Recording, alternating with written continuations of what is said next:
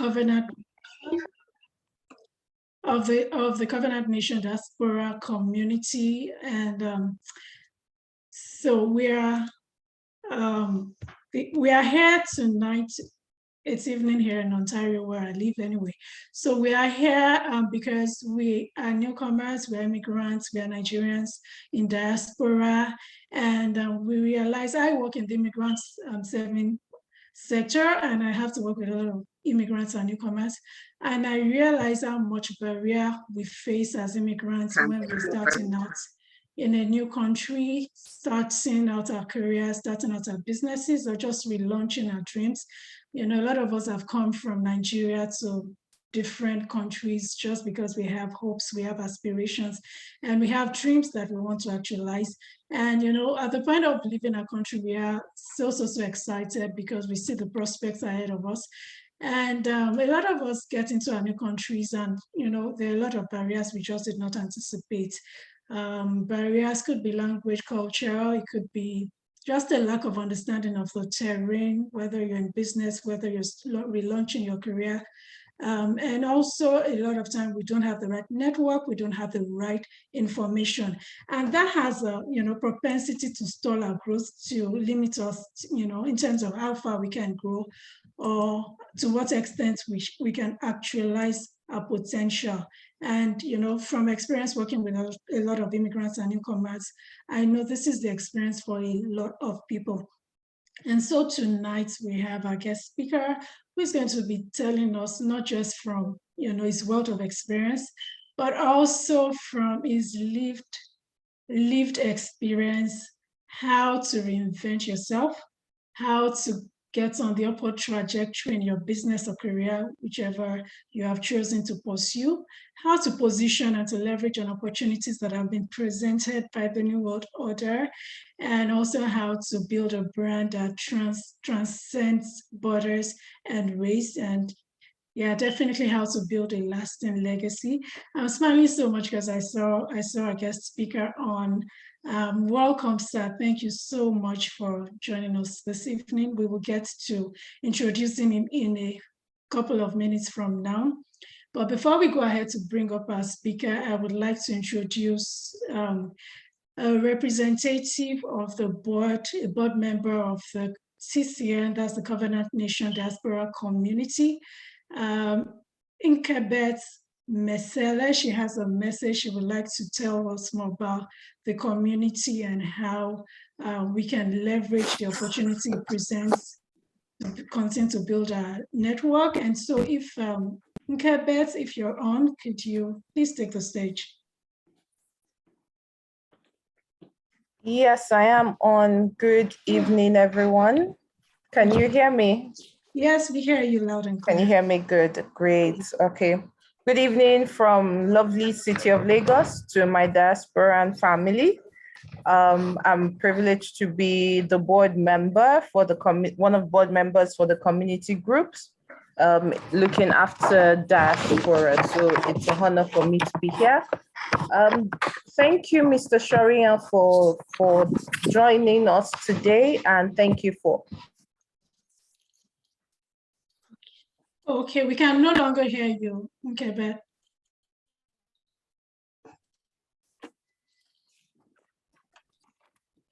could you unmute yourself? Is she still on?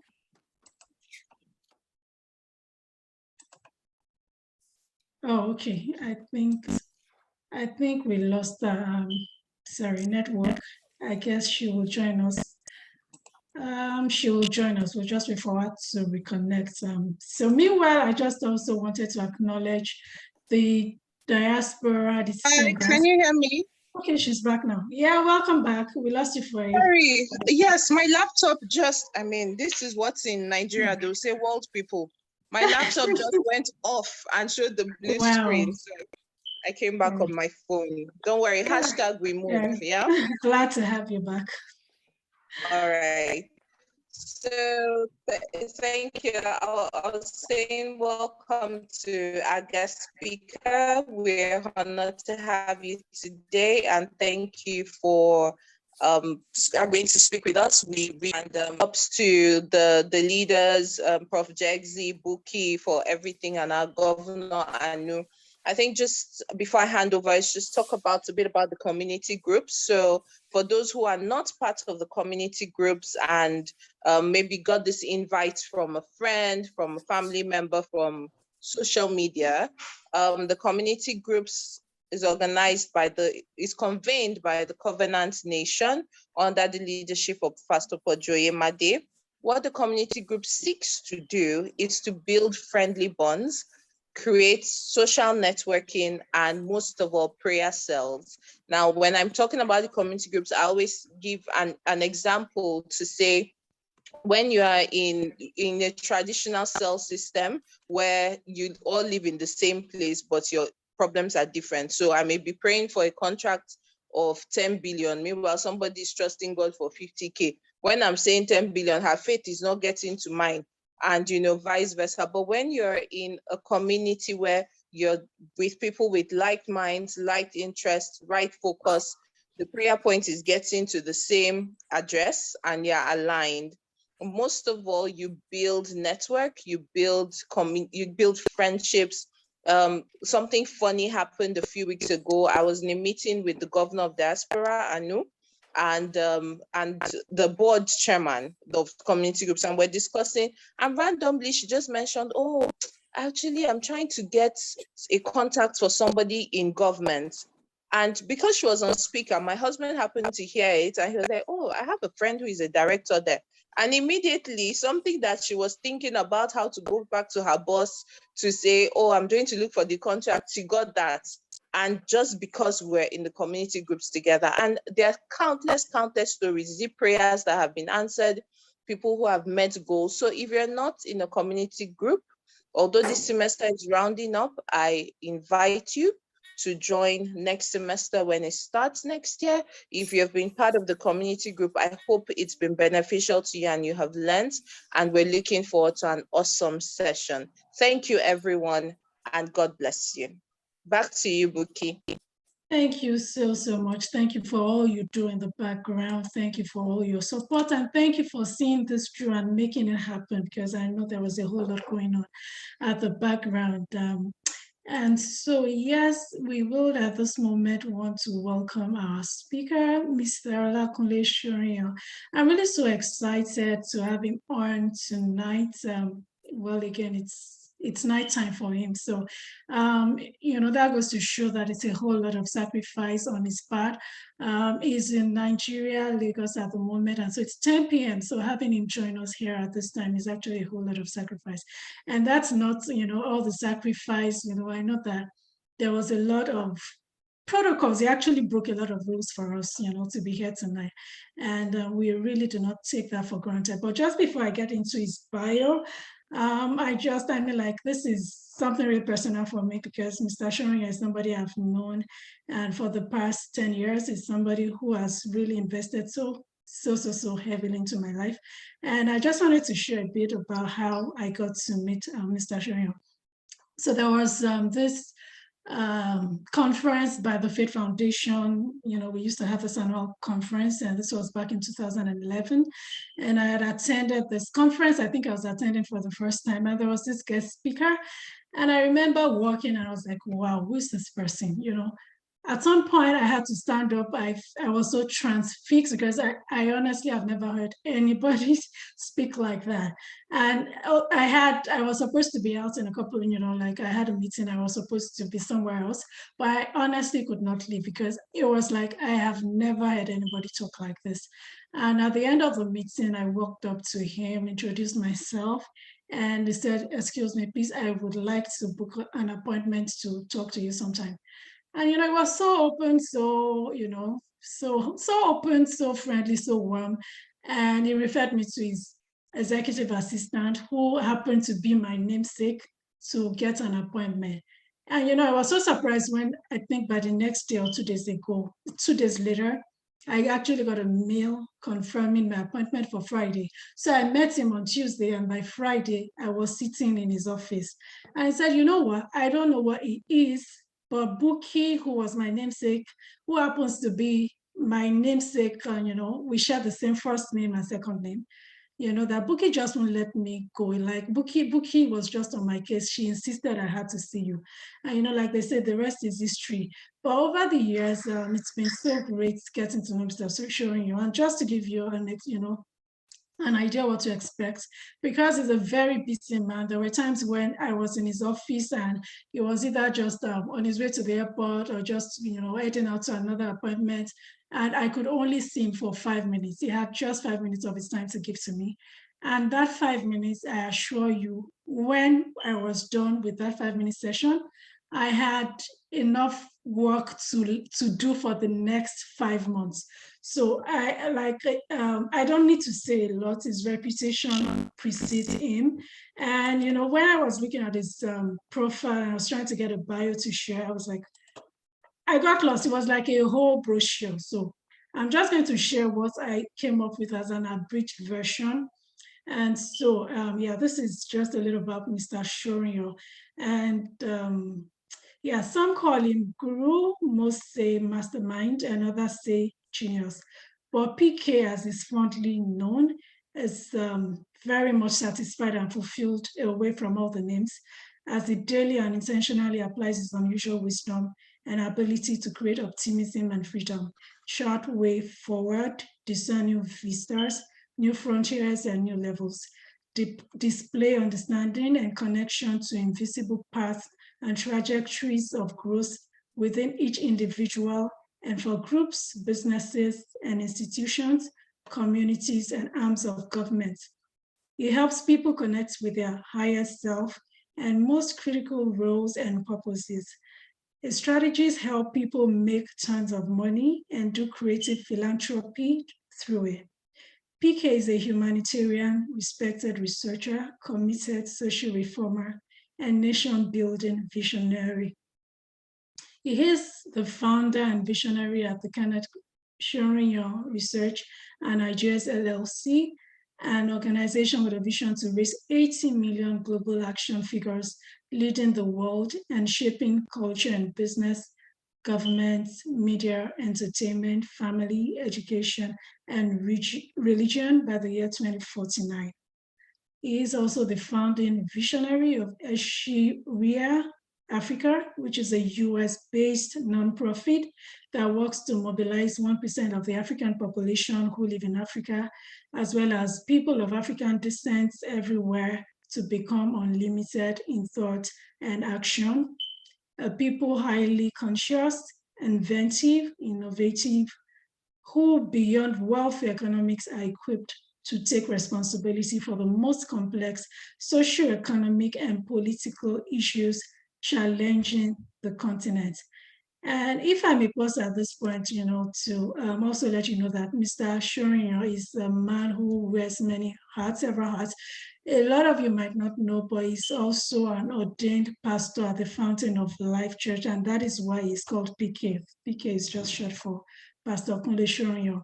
And when on the established business owners group, which I lead, this was an idea from the group, and we wanted the session, how do you rebuild your brand? How do you position to become a global brand? We couldn't think of a better person, much so because Mr. OlaKunle Soriyan is also a Nigerian living in diaspora. So he's not going to be talking to us from a place of theory. He's going to be talking to us from a place of lived experience. So just, before we call him up again, I want you to start thinking about questions you might have. I have tons of questions, so it's okay if you don't have any questions for him. I'll take up all the slots. So I want you to join me this evening. Welcome, Mr. Soriyan. Feel free to just, say hi in the chat to him. Let him know how you feel about having him on this session. And PK, thank you so much. It's so great to see you and to be reconnecting with you again. It's been a couple of years, and I'm happy that we're able to make this connection again. So thank you for honoring our invitation. Great. Welcome, PK. Thank you so much, everyone. And thank you, Buki. It's so nice to see you. It's been a long time indeed, and I'm so proud to be connected again on this platform. I want to thank everyone out there who has gone out of their way to be available tonight. It's been a lot of travel for me, so I should begin by apologizing for coming in late today. I'm in Nigeria because of a very emotional issue with people very dear to me, and also doing some work. It's a very short trip. So please bear with me, just a lot to do at the same time and trying to work this out. When I was accepting to do this, I didn't have Lagos in mind, but by the time this was happening, I'm already in Lagos, so bear with me. Right, so there's so much that we can say, but before I do that, I just want to thank all the executives who also feel it's important that we have this conversation. It's a critical, destiny-sensitive conversation, not just for the individuals of the call tonight, but for the continent as a whole. And I'm going to try all I can to speak to that. My larger excitement is that this is a Christian faith-based platform, and so we can also speak kingdom ideas and share that integrity tonight. So I will pray, and then I will have the conversation, and then hopefully run into questions and answers as soon as I'm able to round this up in about 40 minutes or thereabout. So thank you, Lord, for this time. We love you. Thank you for everything you have preordained, predestined. We lean into everything. We consume everything. We zone into everything. Thank you for this moment. Instruct and teach, guide, lead, and create shift from point A to point B, whatever those points are, in the name of Jesus. I also want to, first of all, when Buki was speaking, she was breaking at different times. I wasn't sure if that was my internet or if that was her internet. So I want to confirm that everyone can hear me and that the problem is not from me. I have a large Wi-Fi here. I'm not but every time I'm in Nigeria, I'm always concerned because I'm online every minute, right? So when I'm doing video conferences, meetings, I'm always worried that, I don't know how the wife, someone said loud and clear, perfect color, thank you. So, the Bible is very clear about being global. And in Matthew chapter 5, we see how that very popular idea was documented. Let your light so shine before men that they will see your good works and glorify your Father in heaven. But part of that particular chapter is also the idea that you are the light of the world. That you are not just the light of a village, which you have the choice to reduce your light to or to beam your light to, but you are not just the light of a town, of a city, of a mega city, of a country, or even of a continent. That the capacity that we carry, the truth about the light that is residual inside of us is global. We are the light of the world.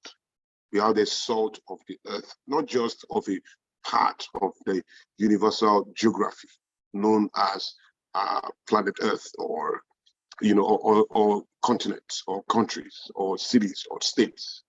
But the idea that a life can be so well curated that the weight of it can be felt in every corner of the earth.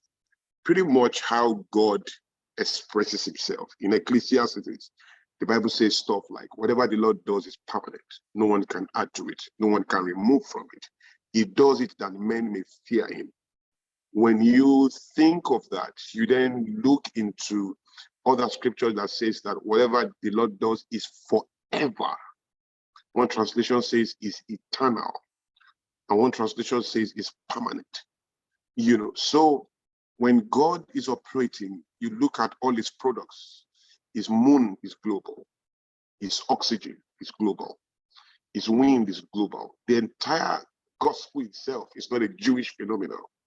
It's a global phenomenon. You have people of diverse languages, of diverse cultures, investing time, energy, and spirit, soul in the idea of the gospel. Jesus himself is not just some, Nazarene, and such that place he came from defines the limits of his expression. Jesus is believed in Paris, is believed in New York, It's believed in Saudi Arabia. It's believed in Dubai. It's believed in the UAE as a whole. It's believed in Nigeria, in Ghana, in South Africa, in Asia, in India. Jesus is believed everywhere. In the same way, Toyota is used and consumed everywhere. In the same way, Honda is used and consumed everywhere. In the same way that Microsoft or Facebook is used by people of diverse cultures. And so when you look at the most compelling ideas in the world, whether products or services, whether they are ideologies or philosophies or assumptions, whatever they are, there is a test of universality that they consistently pass above the test of locality. You will always have the choice, particularly depending on the elasticity of your call and of your own position. But a choice between locality and universality will always be in front of you. Now, the strength of a material is in its universal appeal. Now, that's horizontal. That's not even trying to stretch into geographies or anything. Just the idea that concepts cannot have their highest acceptance or their wildest acceptance if they remain within the limits of a geography. So they have to pass that test of universality. A shoe may not be in every country. It may be made in Nigeria and be worn in Nigeria. But that shoe, though it's in Nigeria, must pass the test of universality in that if you take that shoe anywhere, it will not be a chair, it will not be a jacket, it will still be a shoe. A pair of slippers must be a pair of slippers anywhere. Your wristwatch cannot be a wristwatch in Vancouver and then be some wristband without telling time in Brazil because it crossed border. You know, you can't be fat last night in Jaws and be short, you know, in the South 2 days after because you travel south. You really can't be a table in New York 2 days ago, and then because we were transported to Canada, you become, you know, a candle. You know, a lizard is a lizard in any country. You don't become an alligator because you crossed a border. You don't become an ant because you crossed a border. You are who you are. The test of universality is a constancy that defines a fabric, such that if we have any doubt about the true fabric of a thing, of an idea, even if one person has it, the other person is off, or every other person is off, or the idea itself is not what we think it is. The idea is that there is a mutuality, there is this consensus that has to exist in how we interpret or define a thing for that thing to be what it is. So that if you mention pair of glasses, everybody knows what you mean. Because though the glasses is being held in somebody's hand or on somebody's face in Curacao, it is still a glasses. Everybody understands what you mean. Blood is blood in every country. A heart is a heart in every country. That is the test of universality. Now, if you are a millionaire in, say, Nigerian naira, and you are a thousandaire in pounds because your wealth was moved to a new country, or even from where you are, you just did the math, and all of a sudden you are no longer a millionaire because all of your wealth, all of your net worth was measured in dollars, then you were never a millionaire. Because if you are a millionaire, you have to pass that test of universality. You pretty much have to be a millionaire in every country, in every economy, in every currency. You can't be a millionaire in naira and be a thousandaire in pounds. Something fooled you as to your true status. Because if you want to be a millionaire and it's just about the numbers, you don't need to work 1 month day. Just get 10,000 naira and move to Zimbabwe. The moment you land in Zimbabwe, you are a millionaire. In fact, probably a billionaire, right? You'll be giving tips. I remember many years ago when I went to Ghana, when the cities were still struggling, I was giving tips at the airport, at the hotel for 3 million cities, 2 million cities, 4 million cities. I called my wife and said, hey, I've made it. I didn't even know. I'm giving tips out in millions here. You know, everyone is a millionaire in Zimbabwe. I hope you know. There's no thousandaire in Zimbabwe. from the least to the highest, everyone is a millionaire or billionaires or trillionaires, except that that is Zimbabwean dollars. So if the title or the idea that you are a millionaire is enough, then don't work one more day if you want to be a millionaire. Just change location. Find your way to Zimbabwe. You made it. You are a millionaire from tomorrow morning. You will buy a loaf of bread for about 4 million Zimbabwean dollars. Only you. Only you. You'll be eating $4 million worth of bread, except that there is a Z that defines that dollar, Zimbabwean dollars. What about that? So the idea is not just to shine within the darkness that defines an environment. There is a sense in which you can be a one-eyed king in the land of the blind, because what defines how special you are is not the excellence that qualifies a thing, but the level of ignorance and darkness that exists within an environment. So you are a star, yes, but by whose standard? So it's like a billion fools say nobody is wise but you. I'm sure you will not rejoice. You'll be greatly depressed if 1 million confirmed fools say they don't know any wise man but you. That means you'll be the king of fools, right? I'm sure you'll be highly depressed. Now you are very popular, right? Already, if 1 million fools say you are wise, man, that's popularity. But even you know that there is a compromise in that praise, right? So the idea is not just, being able to pass the test of popularity. It is the quality of that. And the idea is global, is a duty on many levels. There is a sense in which the most popular ideas in the world are the most compelling ideas in the world. The strongest ideas in the world today are those that pass that test of universality. I mean, how do you define nations without this particular test? I've said it time and time again. Look at Japan.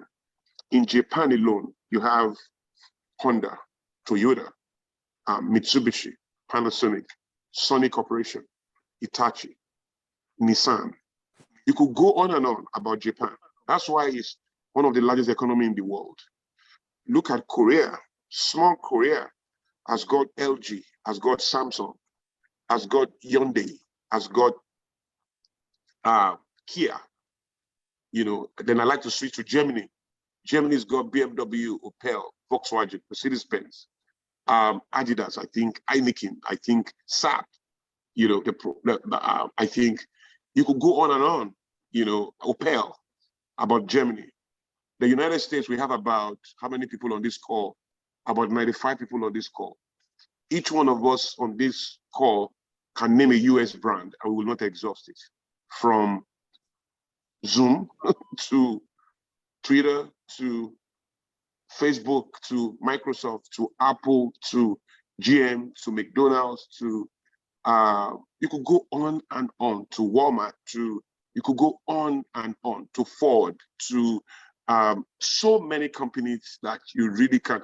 That is why it's the most powerful economy in the whole world. The idea that you can create something of such intrinsic value that people of diverse culture can invest their purchasing power in, and you can attract purchasing power from all over the world and bring it to headquarters in Conakry, or headquarters in Lagos, or headquarters in Johannesburg, or headquarters in Accra, or Nairobi, or Dakar, or Addis Ababa, or New York, or Silicon Valley, Dallas, or some country, Beijing, Tokyo, right?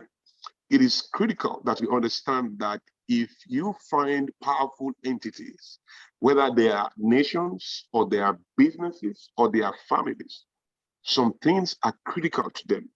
Part of that is that these are global forces, right? The people we celebrate the most, to call it the guys in Hollywood, or wherever you find them, the guys on the news. These guys are passing the test of universality. Now, there's a big difference between being international or being global, right? You can be international and not be global. Let's be clear. If you open an office in London as a South African or as a Ghanaian, and you open an office in London and only Nigerians are coming into that office, call it a bank, call it Afro Bank. You open Afro Bank, I don't want to mention known brands, so call it Afro Brand in London, and only Nigeria or Ghanaians are coming, the people from your country, from your locale, within your geography, are the ones coming to do business in that bank that you created. It means you are a necessary kiosk, some type of small room that offers connection and comfort to locals in a foreign country and your home country. Pretty much, you are just an introducer, pretty much, and a facilitator. You are not a brand yet. You are international in that you have crossed border to meet your people.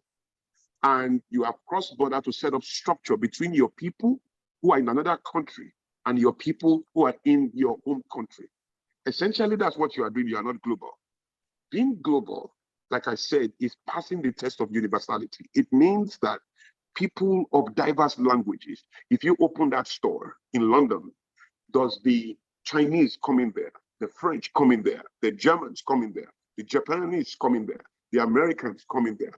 When people of diverse culture come in there to exchange, come in there to trade, come in there to lock into your idea, whatever it is you are doing, then you are global. In the same way that it's not just Japanese people who buy Honda or drive it. It's not just Germans who buy Mercedes-Benz or drive it. It's not just Americans who are on Facebook. It's not just Americans who use Twitter or Instagram, or Americans who use Apple, or Koreans that use Samsung. People across different cultures. And it's not just Arabians, Saudi Arabians who are Muslims. It's not just Jews who are Christians, right? In fact, the Jewish idea in itself, on many levels, is still rejective of the idea of Christ as the Messiah, even though all of the narrative that defined Christ, happened within that zone. But there is a global effect to that creates ownership beyond the limits of the nation called Israel. And other people can stretch into that and plug into that, who are proudly equally Christian than any Jew anywhere in the world, because of the weight of a brand and the ability of that brand to express itself, to contain people of diverse cultures, people of diverse languages, and all of that. A lot of the confusion about how power is curated is because we miss this dimension. So you find people who express themselves globally, technically because they are in another country. That doesn't make them global at all, as I've defined. So what I've found is that a lot of Africans in the diaspora don't actually live in their host country. I'll break that down a bit. What I mean is that you have a lot of Nigerians, 90% or more of Nigerians who live in America actually don't live in America. Over 90% of Nigerians who are in Canada actually don't live in Canada. They live in Nigeria inside Canada. They live in America inside America. They live in Nigeria inside the United Kingdom. The idea is there is a sympathetic resonance that connects them together. Even when they find themselves in a foreign country, it is easy, by a low self-esteem that I understand, to begin to gravitate towards your own people, right? And gaining strength within your own people, either lifting them to where you are or connecting with them enough to compete with each other, which is what so many people do. Whichever way, whether you are lifting people to where you are or you are competing with people amongst yourself, bottom line is that you are all just living within a community that represents your people and your people alone. There must be another way to begin to look at this. And if you consider one of the most successful concepts in the world, that will be colonialism. That will be slave trade. Now, there's a lot of white people in Africa before the white man of colonialism began to visit Africa. But a white man of colonialism, when he started coming to Africa, was not coming to find his own people in Africa, even though they were already Americans there, they were already British there. but he wasn't going there to look for them. From the first person he related with, from the first person he hired, he was an African. The natives, the indigenous of the land, were the ones that he was connecting with and then building capacity and creating penetration from there, right? That is how we have to think. Now, colonialism is one of the most successful ideas ever in human history. We are not proud of it. It is evil on many levels, but there are principles inherent in there that we can pick, right? So slave trade is one of the most evil, dehumanizing experiences of the human condition, right, in the entire human history. And we shouldn't be proud of it. But there are principles that exist in there. The collaboration that permitted slave trade was an incredible one, an incredible synergy between foreigners and locals, right? Not foreigners talking to themselves, planning with themselves, running all their events amongst themselves and just happen to penetrate Africa like that. No, they were not just talking to themselves. They were penetrating. They were taking positions in the system. They were, connecting at a level, and they were gaining attention and gaining penetration at a level. And that is how we have to think about global expression, about brands, particularly when you then consider that the most successful businesses in the world as well, apart from nations, the most successful nations rather, are defined by the most successful businesses, right? Or how do you define the United States without all those brands that exist in it? And I've mentioned all those countries that and the brands that exist in them. So it is nation building. It is socioeconomic prosperity when businesses begin to rise to the weight of their destiny in terms of economic value, commercial relevance. Part of that, if you understand me, is to back up a bit and ask that the poor countries in the world are the ones who have failed to really scale ideas globally, right? The food we eat, somebody said China is going to take over the world and China is going to rule the world, like the United States is doing that. China is the next superpower. Everybody believes China is going to take over the world except the Chinese themselves. You see, the Chinese is clear that they really cannot take over the world. It's very clear. The Chinese is going to be, China will be a very successful country, a very powerful country, but it's not going to be the dominant superpower in the world as the United States is. The reasons are simple. You just don't gain that kind of power. There are many other indices and factors that define such quality. Part of it is, can you scale your culture? So when the Romans were in charge, we were relating with Latin. When the Greeks were in charge, we were relating with Greek. When the English were in charge, when the British Empire was in charge, we were pretty much speaking English across the world. Why are we going to start with Mandarin, please? I mean, where are we going to start? I mean, how do we scale that? I wish I have time to articulate the limitations in understanding in the Mandarin language and how it's one of the most complex, languages to learn or to study. That is almost impossible. When you also look at, the nations that have dominated the world, they're not just scaling, their language as well. They're scaling culture. We ate Italian food. Why do you think pizza? What's it called? Pasta. Pasta, and a lot of those food are everywhere. These are gifts that we took from the Italians, really, right? And the most popular, the most powerful countries in the world who scale to that level. We have to wear their clothes. We have to eat their food. We have to dance to their music. We have to, those are the things you have to scale. The Chinese, as a matter of fact, is too preserving of its own culture to even share with the world. When you want to control the world, you must not only be ready to share your culture with the whole world, you must also be ready to adapt other cultures into yours, right? Like what the British did, like what the Americans are doing. So right now, we all look American because Hollywood is dominant. Hollywood is more powerful than Washington, just in case you don't know, as far as culture shaping is concerned. The reason why, you see, when a Togolese soldier is going to meet a US Marine, somewhere in his mind, he has already been killed by the US Marine before they even start fighting. You know why? Because from when he's a child, he has been watching Delta Force, Commando, First Blood, Sylvester Stallone. He has been watching one man landing in a country and killing all the soldiers there, and they say it's the US Marine. And he has a mentality that has been constructed in his mind by Hollywood. So he has to defeat that mentality first before he can successfully kill a US Marine. You see, so there's investment to even,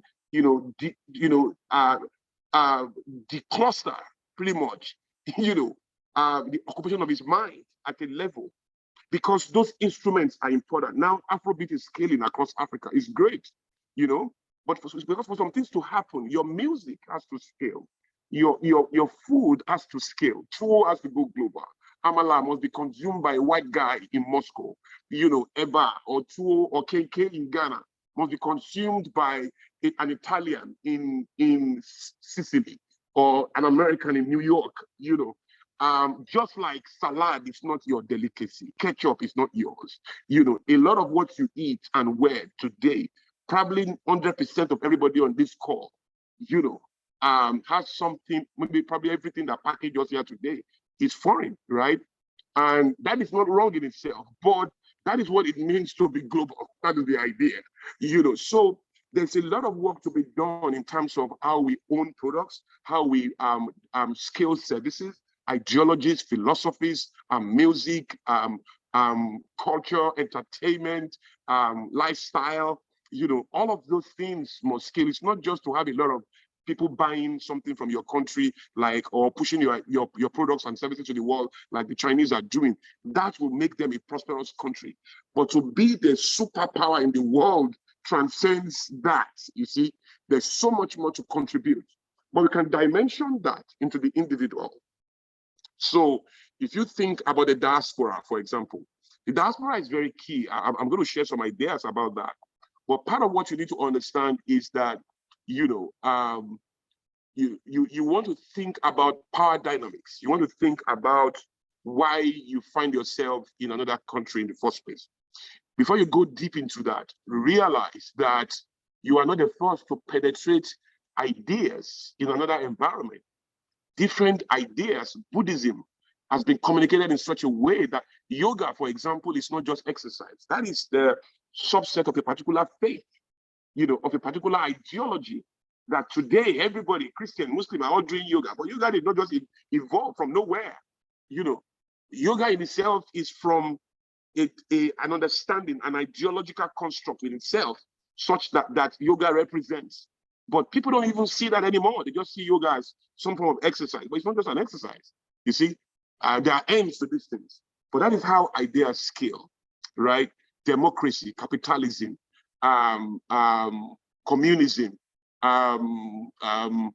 different ideas across the world have continued to scale, from religion to the sciences to faith to commerce to enterprise to politics to in education. Different ideas continue to scale, right?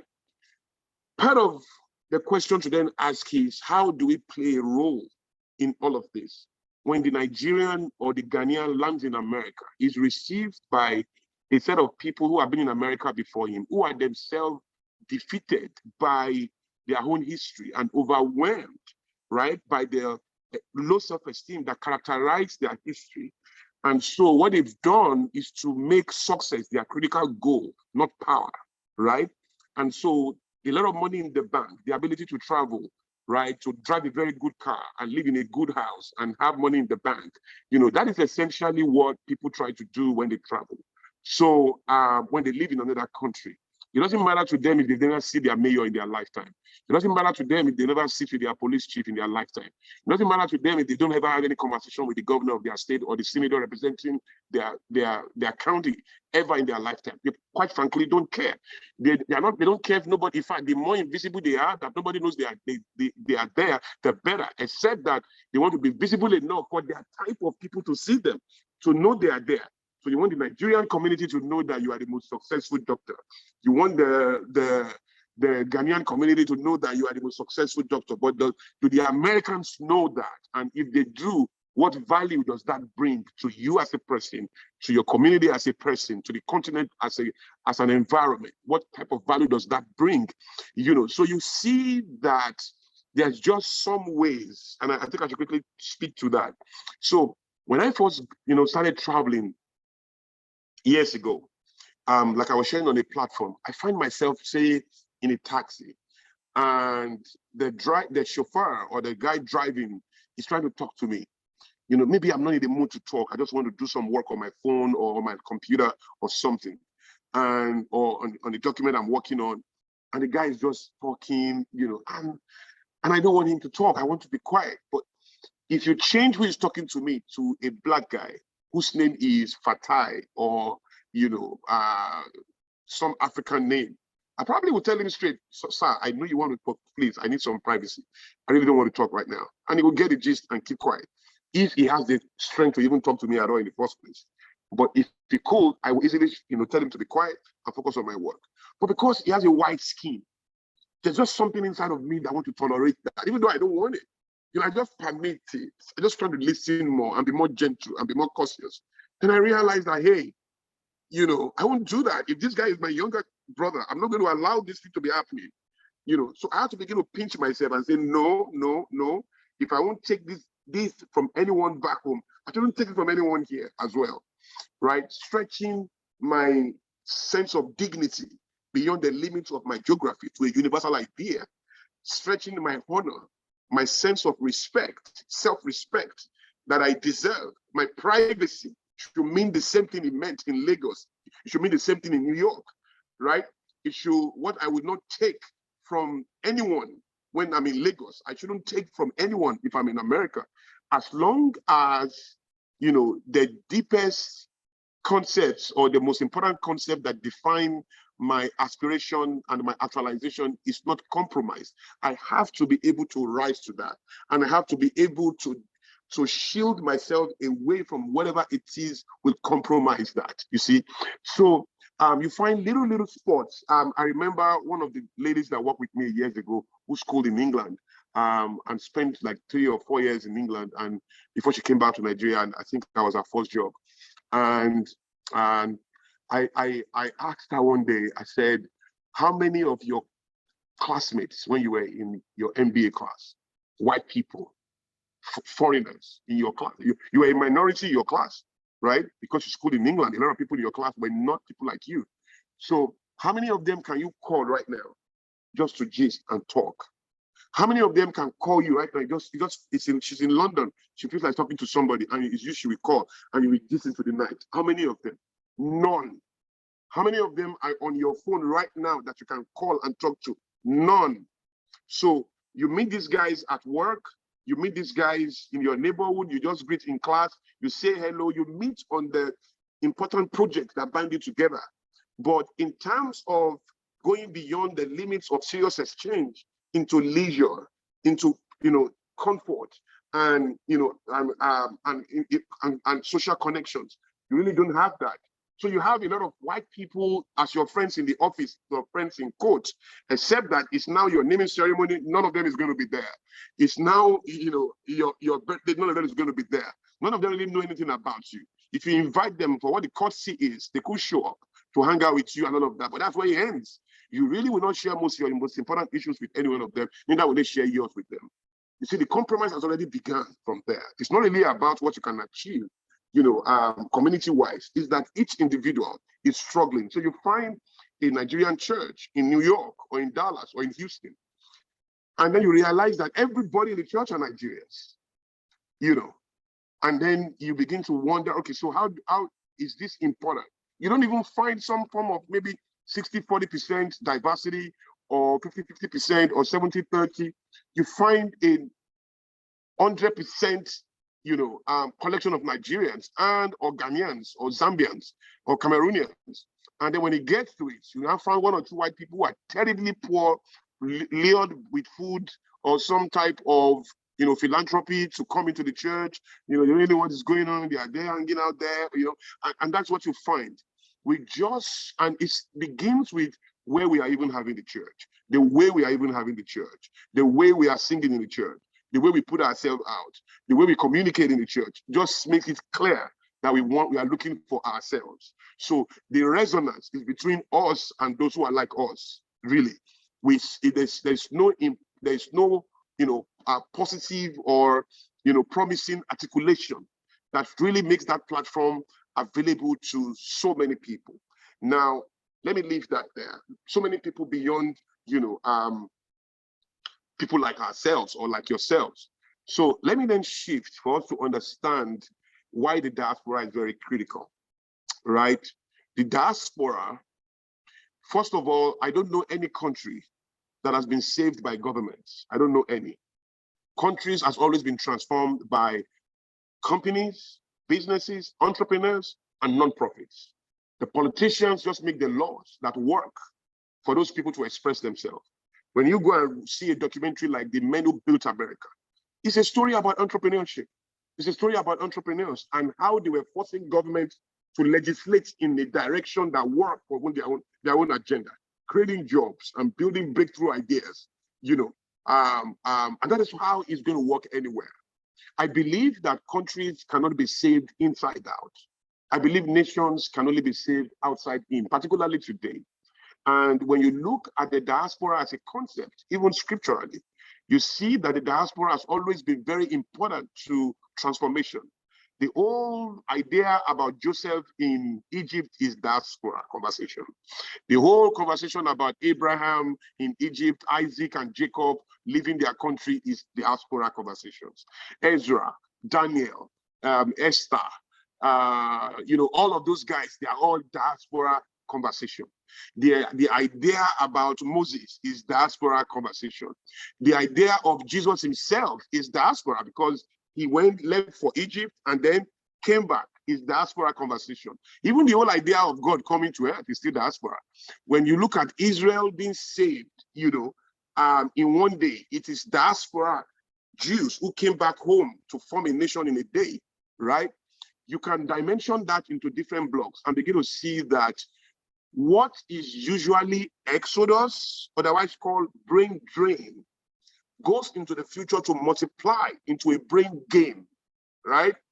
It multiplies and morphs into a brain game, right?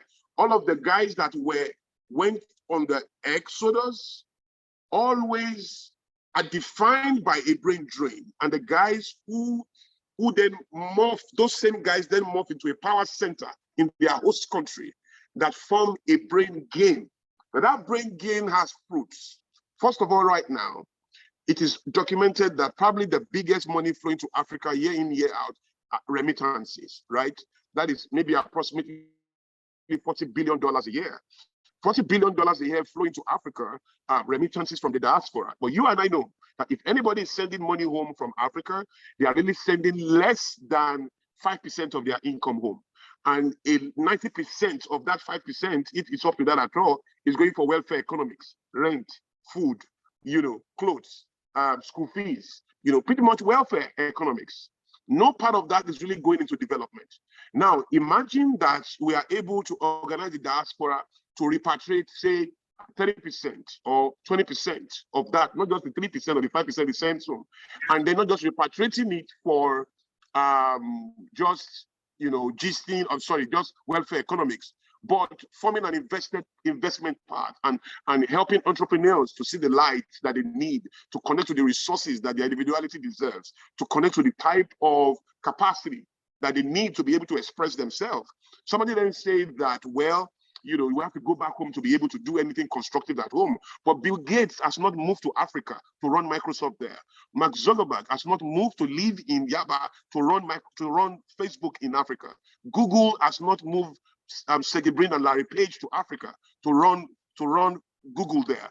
The idea is that it's not about matter, the movement of matter anymore. That is, things that have weight and occupy space.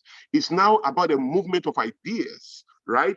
And how technology, systems, and structures can protect all of that and manage nuisance value at that level such that there is a supreme culture that pretty much, governs reality of whatever it is that you are doing. So the efforts that will make a Microsoft to hire staff across Nigeria and the business is prospering and Bill Gates is not there, is the same effort that must go into who you work with, who you partner with, and all of that.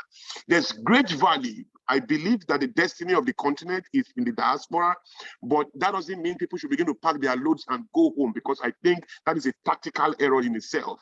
What needs to go home is resources and ideas, and the technology and the systems and structures to manage that movement are available globally. They are not new. We have to think like that.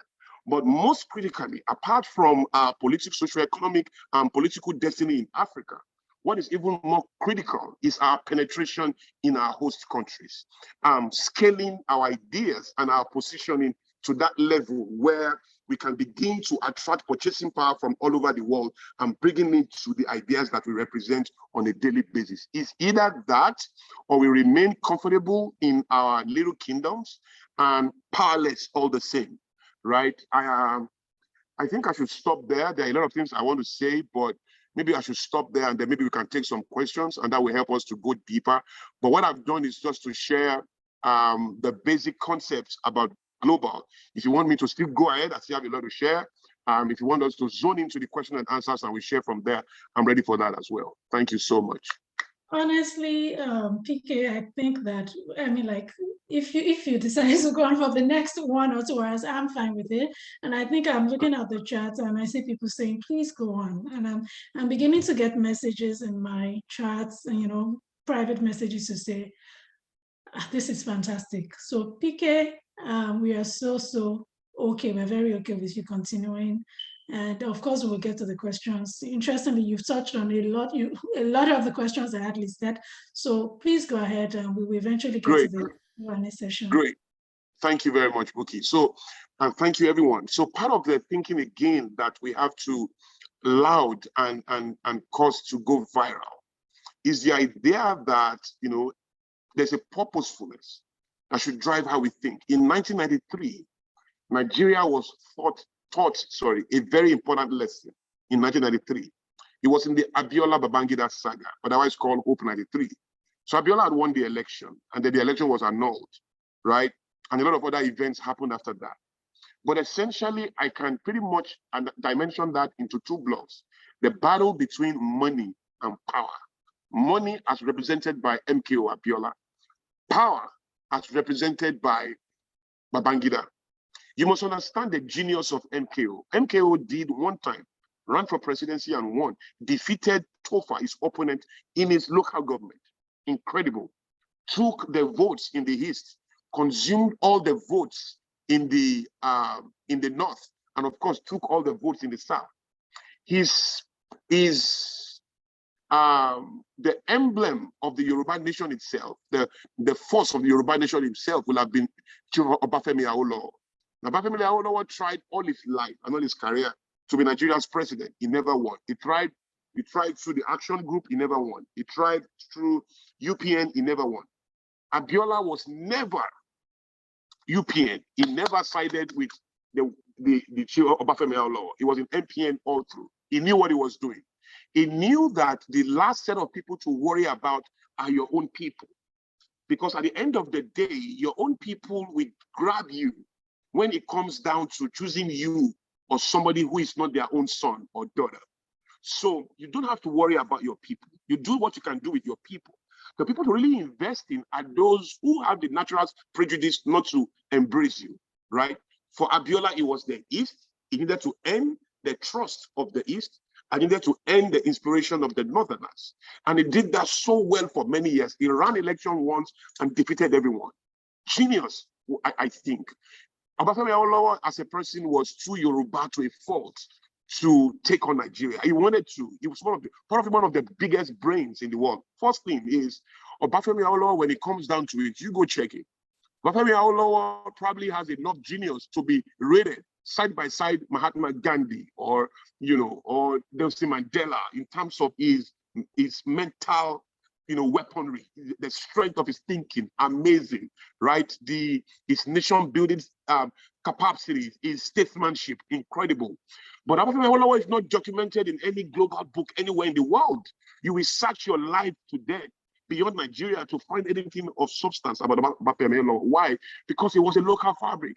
Even though he had all the capacity, the intelligence, the wisdom, but he did not scale that brand, right? So you have to begin to situate these things in that dimension. But more than that is that in 1993, money went to war with power. Money won the battle in that Abiola won the election. But power cancelled the election, arrested money, jailed money, killed money, and nothing happened. Nothing happened. Because there is a sense in which you can have a lot of money and be completely powerless. But there's no way you can be powerful without having a lot of money. And so we have to have that kind of thinking. The diaspora Africans cannot be focused on having money in the bank and being credit worthy alone and having a good credit score and being able to keep a mortgage going or buy a lot of houses and a lot of money. It's more horizontal thinking to operate like that, right? Because what you do is not special. It's not what a lot of people have done. Now, because you are a foreigner in a country and you are being hosted there, you will be underscored as some form of value because you are an economy to plug ideas into. But then it goes beyond that. We have to begin to think about power dynamics. And power means that you understand, a lot of things about how power moves. How is your city thinking? What stake do you want to have in the city? Have you asked to sit down with your council members in your city before? Have you met with your mayor before to even understand where the city is trying to go and what your collective philanthropy can do in that direction? People running elections should be coming to sit with you to say, this is our candidate and this is his plan for your community, right? How do we engage like that? What do you do with the governor of your state? Have you ever even thought of that? What have you even done in terms of organizing, yourself into some type of force that is consistently sharing value and multiplying value within your locale, within your host country rather, or your host community?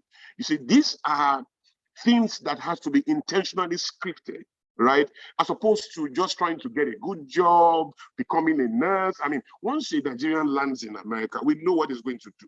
He's going to go hustle, or he's going to become a nurse, or he's going to study hard, become a doctor, or he's going to join the military so that he can have papers. We know what those limits are.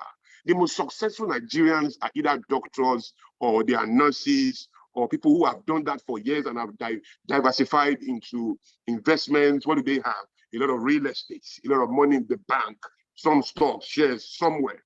But what then? Maybe some African store or some type of store that is comforting Nigerians in Dallas or comforting Nigerians in Houston or in Maryland or in Toronto or somewhere or in the United Kingdom or somewhere in the world. That is what we have mastered. But how can we? I am excited about what our entertainers are doing. A lot of the contents they put out don't agree with my own values as a person, but I do recognize the movement of a genre of music, which is essentially a culture that is forming very quickly into something very popular. And all of a sudden, you have a Nigerian who is a complete Nigerian, so it's not an American, completely filling up, halls with thousands of people, 20,000 people. Things you used to see Michael Jackson do when we were growing up. Things you used to see Lionel Richie do. And you see girls are fainting, touching a Nigerian boy with a Nigerian name, singing a Nigerian song with Nigerian style. But this is an incredible blend of local music with westernized energy and bringing that out. My problem with Pan-Africans is the hypocrisy of rejecting everything foreign in the way they want to dress, but all of the or in the way they talk and all of that. But that's where it ends, because the guy that is rejecting Pan-African, that is rejecting Western culture and all of that, will fly a plane to go and talk or sing in France or in London or in the United States. He's going to sit in a plane. He's going to use a toothpaste. He's going to wear shoes. He's going to, do all kinds of things that are essentially, He's going to use musical instruments that are not his own. I understand that we've had musical instruments in Africa even before, white people began to have, before the West began to have musical instruments. But we didn't have the musical instruments in the way they did. We didn't have a saxophone in the way it is now. It wasn't made in Africa. A lot of music was made in Africa, but the saxophone was not made here, right? So these are realities that we have to expand. My idea of Pan-Africanism is not to cut off everything Western. It's too late in a borderless world, in a globalized world, to think like that. That is what is in the Chinese, to preserve your culture to a fault that nobody can participate in it, neither can you allow yourself to participate in there. It's just going to keep you small. Part of growing up and maturity is to accept the world that we have received as a global world. There's nothing wrong in dressing American, in wearing American, or wearing British shoes, or Belgian jackets, or Russian winter coats. There's nothing wrong with that. The problem is nobody's wearing dashiki, and nobody is wearing your own culture. Nobody's eating your own food.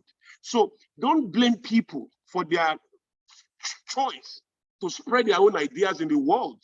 Freedom of movement has been in existence. There was a time there were no visa in the world. There was a time that Africans were also at the height of development and sitting on power across the world as well. What did we do with it? And what are we ready to do even now? So it's not to reject, to say, I don't want to wear suits. No, it's okay. Make your own thing and make the white man wear it. That is when you are doing that cross-pollination, permit me to use that word, right? That create that balance of power. The problem is not the freedom of others to create their own ideas and to push it. The problem is our own refusal to brand our own ideas and make the world to consume it. Africa produces what it does not consume. It consumes what it does not produce. There's no economy in the world that can survive on that equation. I've said that for years. Part of what we must master is the penetration of ideas, right? We call it evangelism marketing. The idea that concept can start from one spot and can be pushed across the world, right?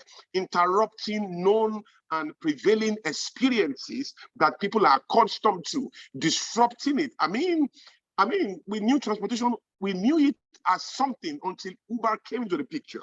We knew hospitality as something until Airbnb came into the picture. That ideas by design have a lifespan, and that all ideas made by man have expiry, and that it is the duty of the human spirit to pretty much rise to that point to spot the expiry of an idea and to superimpose a superior one in the system or in the culture. This is how we must think. Now, I also admit that there are limitations in how we have grown, in how we understood. A lot of movement to Africa were driven by survival and economics. Sorry, a lot of movement to abroad, were driven by survival and economics. And so relocation was the concept that governed the whole world. But I want to challenge everyone here, and whoever will watch this tomorrow, we have to leave the idea of relocation and begin to think about penetration. The beginning of that is to understand that when God made the world, there were no visas in the world. And then he gave an instruction to everyone in the world, to the man he made. He said, be fruitful, fill the earth. In other words, expand horizontally. The problem at the Tower of Babel was not that people were building something that was going to heaven. It is that they were breaking the commandment to spread horizontally, and they wanted to spread vertically into heaven. He said, I'm not against you spreading vertically, but that is not the plan. The plan is for you to spread horizontally. So fill the earth, not fill heaven. So we have to stop you from coming up here. We know you can do it, but we created you. So we're going to stop you. So confuse their language. In that confusion, they were forced to begin to spread to the ends of the earth and begin to fill the end of the earth. Now, at that time, there were no visas in the world. Visa is not the supreme will of God. Visa is a human invention. There was a time nobody needed visa to move anywhere in the world. Visa is a human response to human unguardedness. As people began to cross into other countries and were being unguarded with the culture and the rules and the protocols that they met in those countries, people were forced to begin to erect walls, walls of, I want to be sure my battery is not running down. Okay, to begin to erect walls of rules, and part of that was visas, right? And so people cannot go to other countries anymore, and the ability to fulfill that commandment to fill the earth became more difficult now, because you now need visas to move. The idea, first of all, though, is, you know, if you then take yourself to a level where you transcend the limits of a visa, and you can move around the world without visa, before you call it relocation, it is restoration first. It is restoration. You are now restored to that original man that received the commandment to move and fill the earth. And when the commandment was given, it was supposed to happen at the speed of choice, not at the approval of a third party. So you were supposed to be able to pick your bags and move anywhere you want in the world. So there is a sense in which you understand that the most prosperous countries in the world as well are the ones who can move more easily in the world without visa approvals, right? The poorest countries in the world are the ones who must take permission before they respond to the opportunities and to be able to move anywhere in the world. So these are constructs that make sense. When somebody has dual citizenship, they say he has compromised. No, he has gained power. He has not compromised at all. He has lifted himself beyond the rules of men. Men created these things. These are not natural. He has navigated his way in the system to bring himself to that point of power where he can now move and respond to the idea of fill the earth. Meaning that if there are 100 countries in this world, I can visit 90 at the speed of choice. That is an interesting proposition that all of us have to consider. For time, I think we should end it here and take some questions. Wow. PK, well, I'm sure we are all blown away. And guys, I warned you. I guess you didn't take me serious, but I guess you had to hear this yourself. So I'm glad that you didn't have to take my word for it. And we have so many comments coming in here. Someone here, I think, where is it? There was somebody who said, PK has finished with jackpot people, but we surely did this. There's a whole lot of comment here, insightful, deep, as always.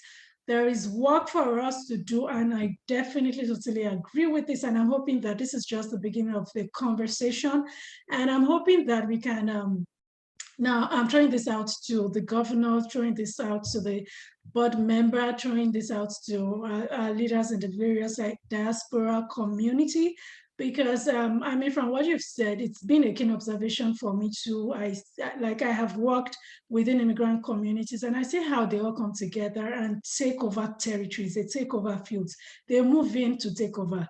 Currently here in Canada, the Iranians are taking over medical technology.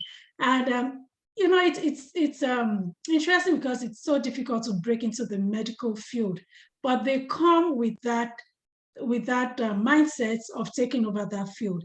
And so the question again begs to be answered is, what is our cultural exports as Nigerians? What are we taking to the world? What are we giving to the world? And again, how do we forge this kind of partnerships? So again, back to the example of the Iranians I talk about, you have them, you know, because I was opportune to sit on the startup visa program for an organization that I work for, and you see them coming in droves. They come in as a family. They come in, you see that they have different areas of specialty, and they're able to create teams, they're able to co-found companies, and you will see the youngest person in that family is the CEO. You will see that the older man who is 60-year-old takes a lesser role just because he does not have the business savvy or he doesn't have the IT savvy, but he has the capital, he has the funds, he has the years of experience, and they come together and forge, you know, companies, great companies, and they take over fields.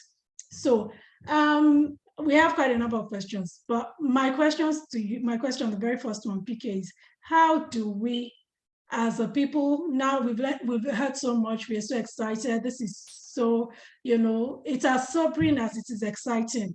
How do we take it from here? And again, also to the leaders of the diaspora community, what can we do going forward? That's a question that also came in from someone, to be able to tap into what you have described, to be able to position, to be able to tap into the power economics and create, you know, build relevance for ourselves as Nigerians. I don't know if you want to take that question first. Yes, I can. So when I'm traveling at Murtala Mohammed Airport in Lagos, it's always a lot of drama.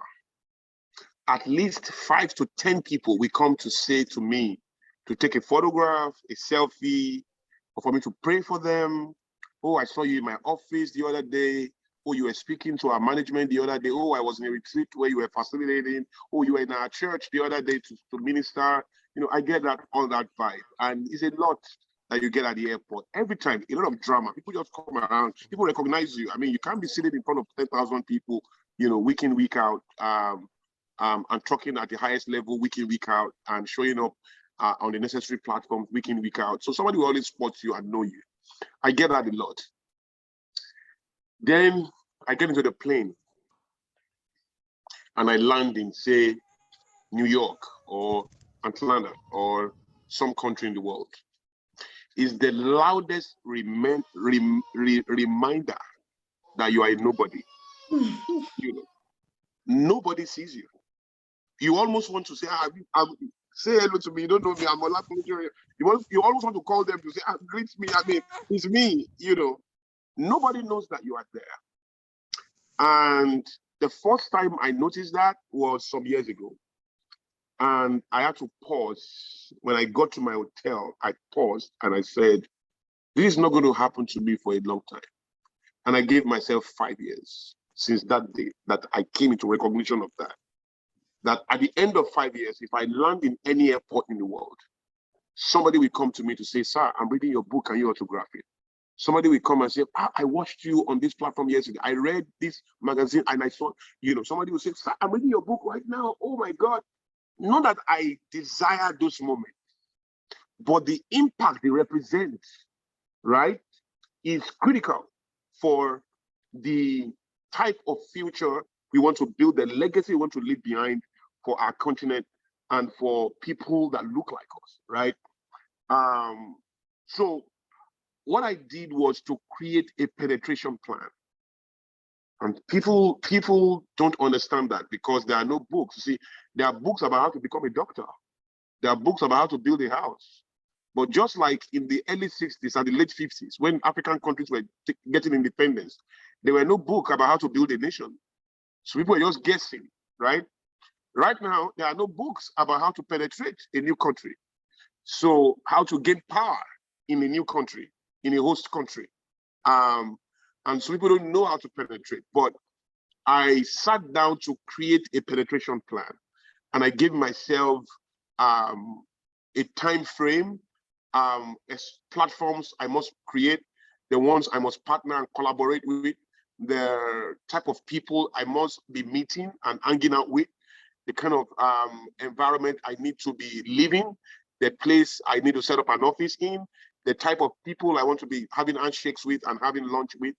I had to take all of those decisions in line with the big picture that I have as far as my penetration and campaign is concerned. When I say campaign, I don't mean politics, but my campaign in a new country is concerned, right? So it's different for different people. In the same way, doctors cannot recommend one type of prescription for everyone. Diagnosis must precede prescription. Only a quack will ignore diagnosis and just prescribe. So people have different things they should be doing. We need people, you know, well penetrated in the arts, in the sciences, in government, in politics, in enterprise, in education, in entertainment, right? In the media. We need people well penetrated in all these spaces, right? And so that understanding must be there. We must know what the benchmarks are and what they are not. We must know that the goal is not success or comfort. The goal is stakeholding within a system. I mean, Just look at the Indians in Africa. Look at the Chinese in Africa. Look at the kind of things they do. Look at the Americans in Africa. Look at the kind of things they do. I can expand this thing more by letting us know that right now, you see, there's a new set of Nigerians that have begun to come to Canada or the United States, give birth. You see, in the 80s and in the 90s, when you make it to the United States, you disappear. When you make it to Canada, you disappear. When you make it to England, you disappear. Now, people come who are a healthy middle class in Africa. They come to the United States, they give birth, they get the American passport for their kids, and then they go back home. While that look like the Africans are smart in getting American passports or Canadian passports, the bigger picture is that it's an allowance. It's an allowance. Right now, you now have more Americans. You have Americans growing up in every neighborhood in Africa. You know, in the 90s, if you go into a classroom in Lagos, Nigeria, or in Accra, everybody there are Nigerians or Ghanaians or Liberians or Kenyans. Today, you go into an A grade school or a B grade school in Africa, 80% of the students there are not Nigerians anymore. Though they are from Nigerian home, they grew up in Nigeria, they have Nigerian passport, but over 80% have American passports or they have Canadian passports. You see, that is now growing. And don't forget, when somebody is in a first world country, like you and I are, right? There are some things that define that thing called first world. One is, of course, standard of living. Of course, quality of life, but there is also access to credit. There's also power of the currency. You see, if you look at every poor country, these are the things they don't have. They don't have access to credit. The currency is weak, quality of life. So you can see the things that define a first world country, the opposite of which define a third world country, pretty much, right? Now, when the Americans send an American home as an expatriate to come and do business, is easily noticeable because he's an African, sorry, he's an American and he's white. So he can be easily kidnapped, attacked, separated, prejudiced against, prejudiced at, and all of that. Now there is a Femi who is an American, who is growing up in Nigeria right now. And when he's 18 or 19, he's going to activate his American power.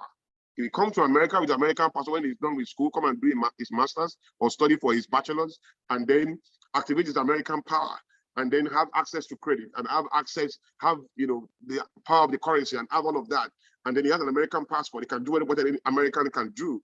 And so expatriates in the future are not going to be white people coming. It's going to be a Fatai coming home as an American to do business. He knows the system. He grew up in the system. He had friends in the system. And then he activated his power later in the future. And then that guy is now back home. He doesn't need to be kidnapped because it looks like everybody back home. You have to do much work to be able to know who he is. And then he has stakes in the system. He already had his primary education in the system. He had his secondary school education in the system. Probably had his tertiary education in the system, apart from his postgraduate studies. So he knows his way. He has friends. He has all of that. That is a new conversation altogether. You see that a diaspora is being built in Africa by Americans, by Canadians. It is easy. What is easy is to say we are smart. We are getting American passports. But there are responsibilities to carrying the passports. There are responsibilities to carrying the passport of Canada, of the United States. And offers will come at the right time. And so you're going to realize very quickly that, you know, there was a time that competition in talent management was about English language. Once you can speak English, you are a nationalist of some sort. In the 60s, in the 50s. After a while, it became university degree. After a while, it became 2-1. You know, then it became foreign degrees, right? Then foreign master's degree. The next level of competition will be immigration. Immigration will be a critical determinant value, right? And there's promise for Black people. Should I go into that? So 3 in every 5 people in the world by 2050 will be Black. Maybe in another 100 years, if the Lord tarries, there will be more Black people working than white people existing. The number of Black people in the world working, workforce will be Black. There'll be more Black people working than there are white people in the world. We are the youngest population in the world, right? Despite diseases, shortage of food, lack of water, death, and all of that, we are still the youngest population, getting younger every year, right? the Americans, the Asians, the Europeans are not getting younger. They are not marrying many wives. They are not giving back to a lot of children. They are loving their pets more. They are willing properties to pets. They are believing in partnership. They are not getting married. They are not procreating at the way they should. So and that is a culture thing. You just can't change that overnight. So these are promises for the future. But a part of that is being, disrupted right now because in the name of American passport without a mission, right? You would definitely create a lot of power to serve the American system, which is not wrong if that is your choice. You see, well, this is a symposium discussion on a larger level. But my counsel and my advice for the question Buki asks is you should have a penetration plan. And no part of that should be negative. I don't know why people plan to sabotage their host countries. I think it's silly, it's ignorance, very ignorant and terribly naive and retrogressive. The idea of multiplication is about contribution. Being grateful for an environment that has preserved itself at a level. No society is perfect, but despite the imperfection of this environment, there are contexts within it that define your own economic strength, right? So you want to respect that and think in terms of making contribution, not weakening the communities that received you as your host, but how do I contribute to this community, right? Somebody told me the other day that he wants to set up a nonprofit as a church and they want to do that. I said, no, you don't look at your own heart and choose the nonprofit you want to do in a foreign country, even in your own country. Go to the office of your mayor and ask them, what are the touch points in this city? What are the things you want to address? Is it women? Is it, housing? Is it, food drives? What are the things giving the city a headache? We want to contribute.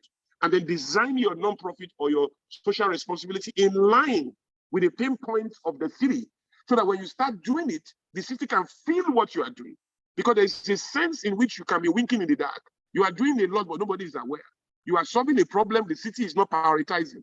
So you're not going to scale.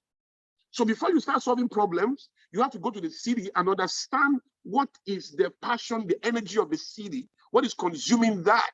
Once you understand that, then you can now design your philanthropy or your social responsibility or solution blueprint in that regard. That way, because you are hitting on the pain points of the city, your contributions will be noticed faster, rewarded faster, distributed faster, spread faster, right?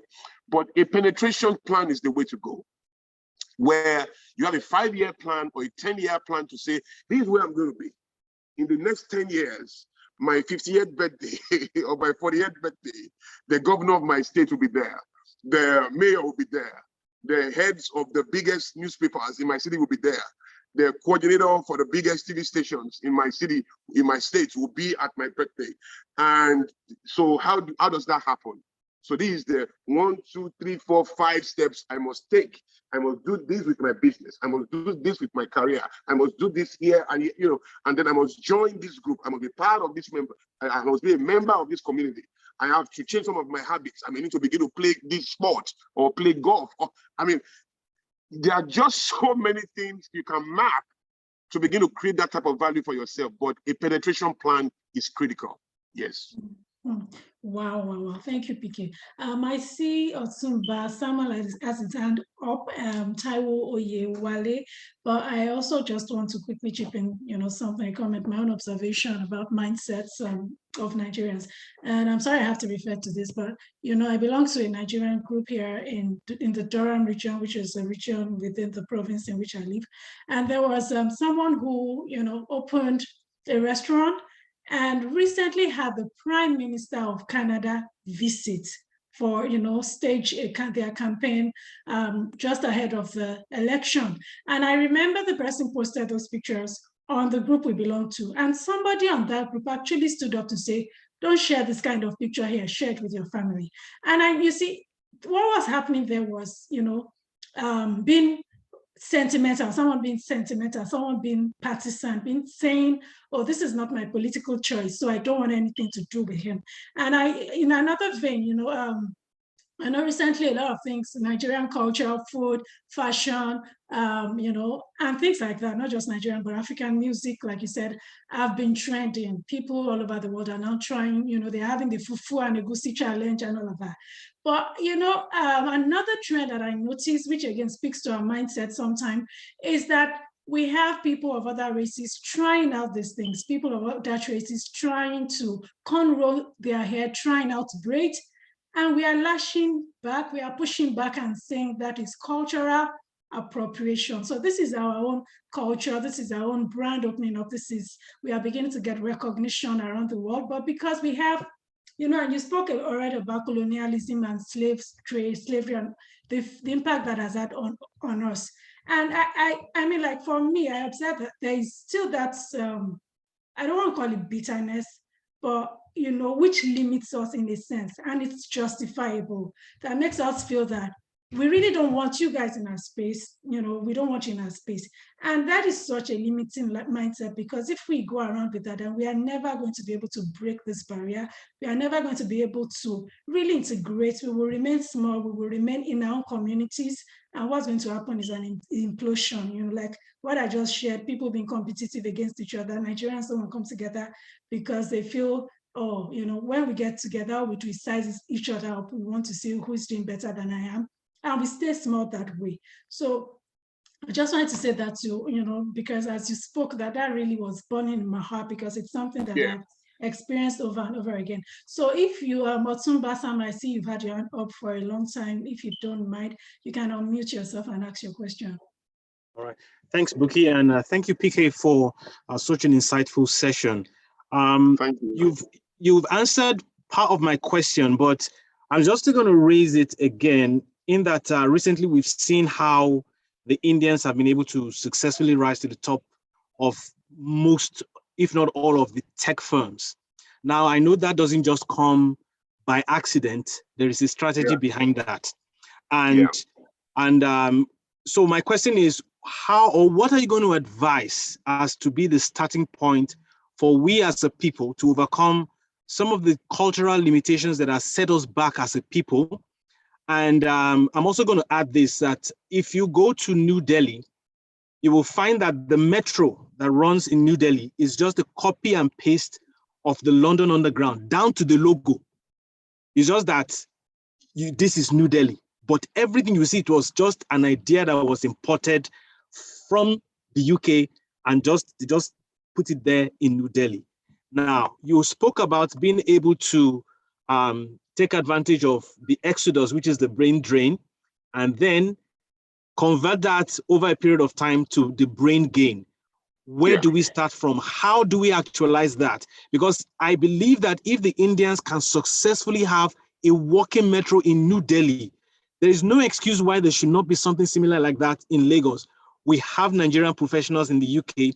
We have professionals also in the US who have lived many years and have been able to gather the talent and the expertise. But where is our problem? How do we overcome those limitations that are holding us back from being able to actualize, not just penetrating here in the diaspora, but also being able to export back home to Nigeria? Thank you. Great, thank you very much. I want you to give me a second. My battery is on 5% already. So I just want to get my charger and quickly plug it so that I don't get cut off. So please bear with me. In less than a minute, I'll be right back, please.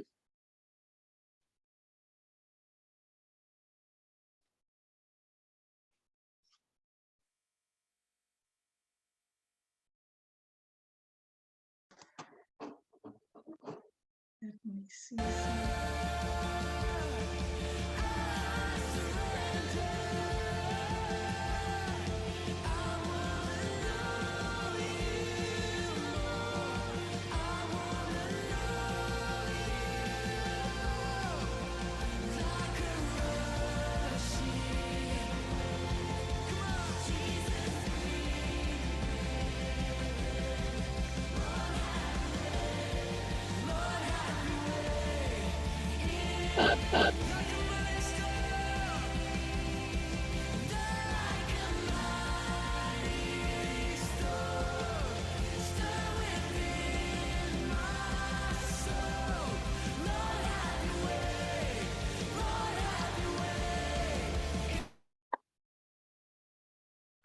Yeah, I'm back.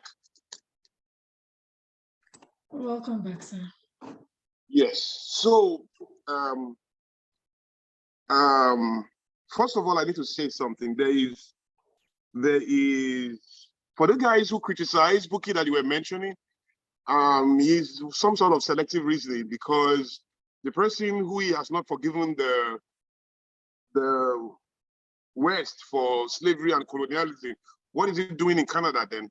You know, you are humble enough to accept that there's prosperity for you in that country, but you are not humble enough to accept that you need to be part of that culture for you to have your highest meaning and your highest, to penetrate at the highest. It's hypocrisy, but it's okay. People will learn as they grow and mature and understand that penetration is not a choice, it's a duty, you know. But people will get there. Global is not a choice, it's a duty, right? But people will get there. Then to respond to the question the gentleman raised, you know, if we play to our strengths, you must also ask yourself the question, how did the Indians do it? The Indians did not do it by getting any form of, you know, preferential treatment, right? The Indians, as a matter of fact, are critically endangered as well as many levels as Black people are. You know, the difference is, before you think of being loved or being liked anywhere, think of being respected. Now, those are two different things. There's a sense in which you want to be loved, you want to be liked, but you are not focusing on the necessity of being dignified and respected. The Indians penetrated because they were respected for their skills. You don't have to necessarily like me, but you respect me because of my contribution and what I bring to the table. The goal of association is relief, peace, and progress. Any association. That is why you hire people. That is why you marry. That is why you have friends. That is why you exchange at that level. So when you are in the community and the host begins to see a value, you see, you have to be able to lock your agenda into the agenda of your adversaries, so that as your adversary is executing this agenda, right, you know, to probably even pull you down, is also executing your agenda automatically. That's not true. That's not rocket science for Christians. You see how God locked his agenda of redemption in the character of the devil to kill. The devil comes to kill, to steal, and to destroy. God needed Jesus to die for the world, but God does not kill. So who's going to do the dirty job? The devil, who came to kill, to steal, and to destroy, is the one that must kill. So God locked his agenda in the agenda of his enemy. And while the devil was busy killing, he was fulfilling God's agenda of redemption. And had they known, they would not have crucified the Lord of glory. The reason why they killed Christ is that they did not know that Christ dying was a strategy, right? They thought it was a victory for them.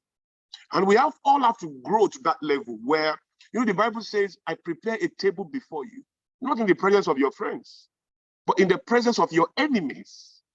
And when you mature to a level of engagement, you must have the capacity to mentor evil in itself. If evil cannot find you inspiring enough to defer to your wisdom and intelligence, you will lose your chance to manipulate it, or to instruct it, or to guide it. You see? So a party of Christians, a political party of good people, is foolishness and naivety.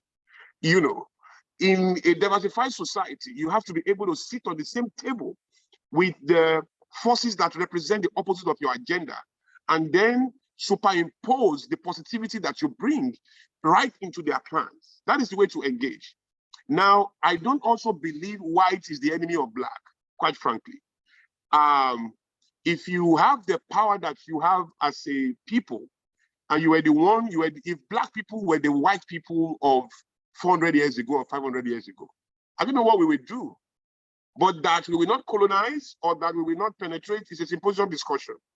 I don't judge people. In Nigeria, for example, there's a lot of marginalization going on.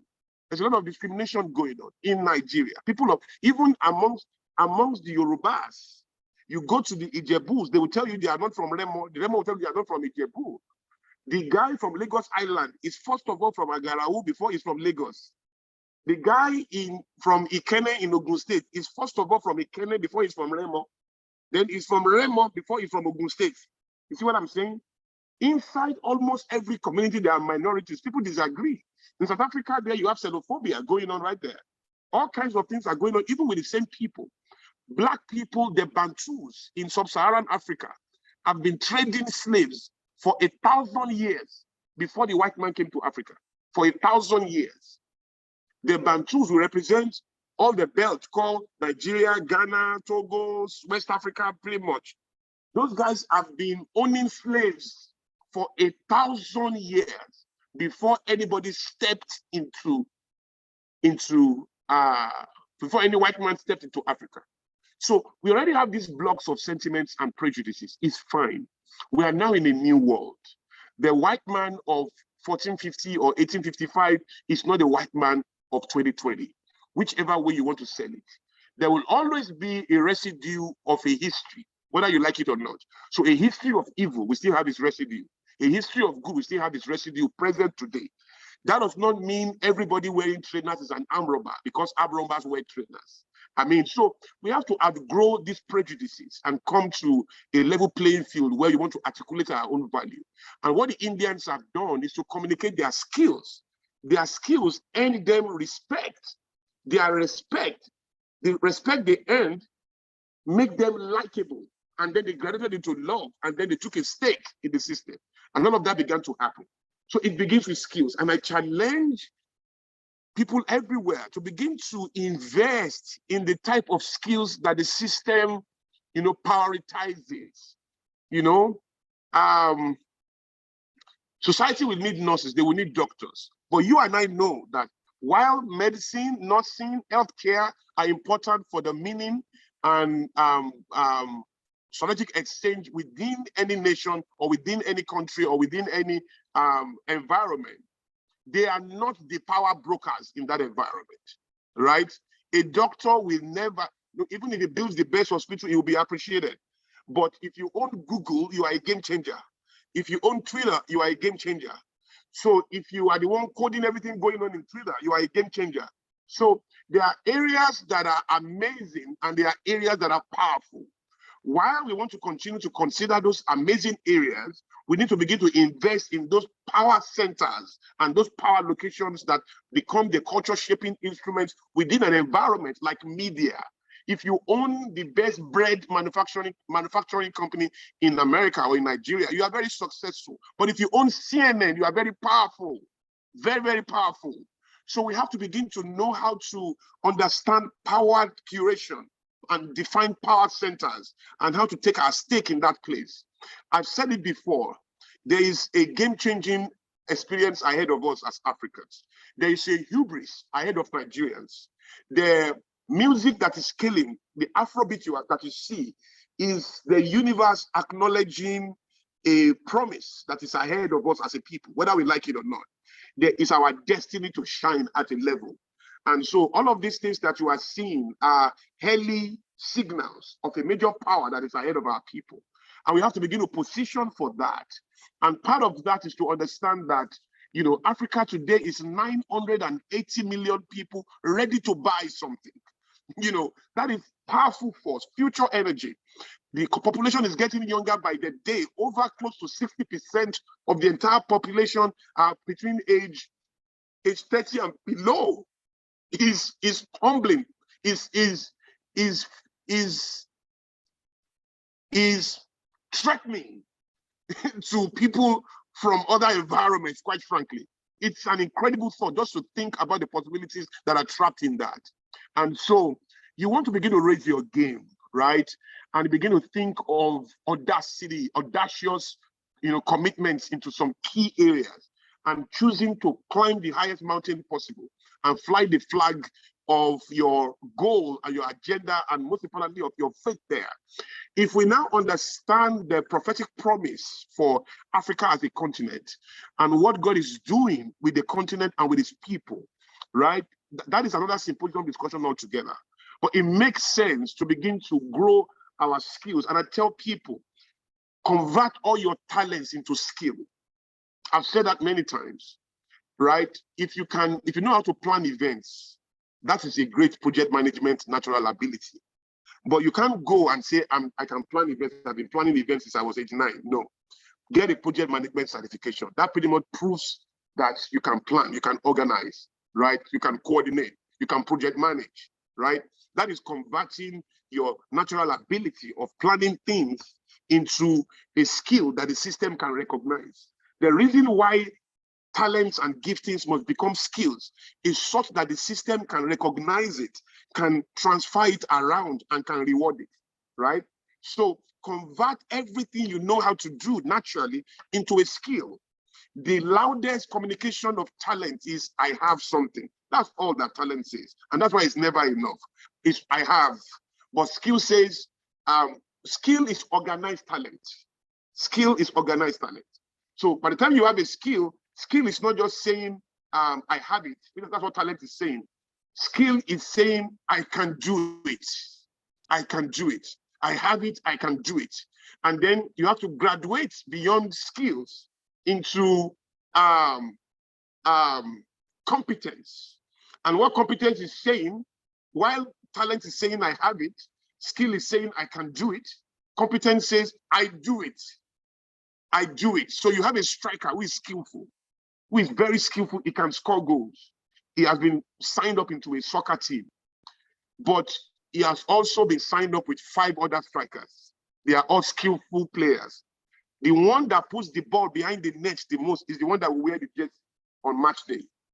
That one wearing the jersey is the competent one, not just the skillful one. The one who has the skill and is on the bench is skillful, but it's not the competent one. So competence says, I do it. Skill says, I can do it. Talent says, I have it. But competence itself is not enough for the future. You have to transcend the limits of competence and communicate expertise. Expertise is a track record of competence. Competence is positively deployed skill. Skill is organized talent.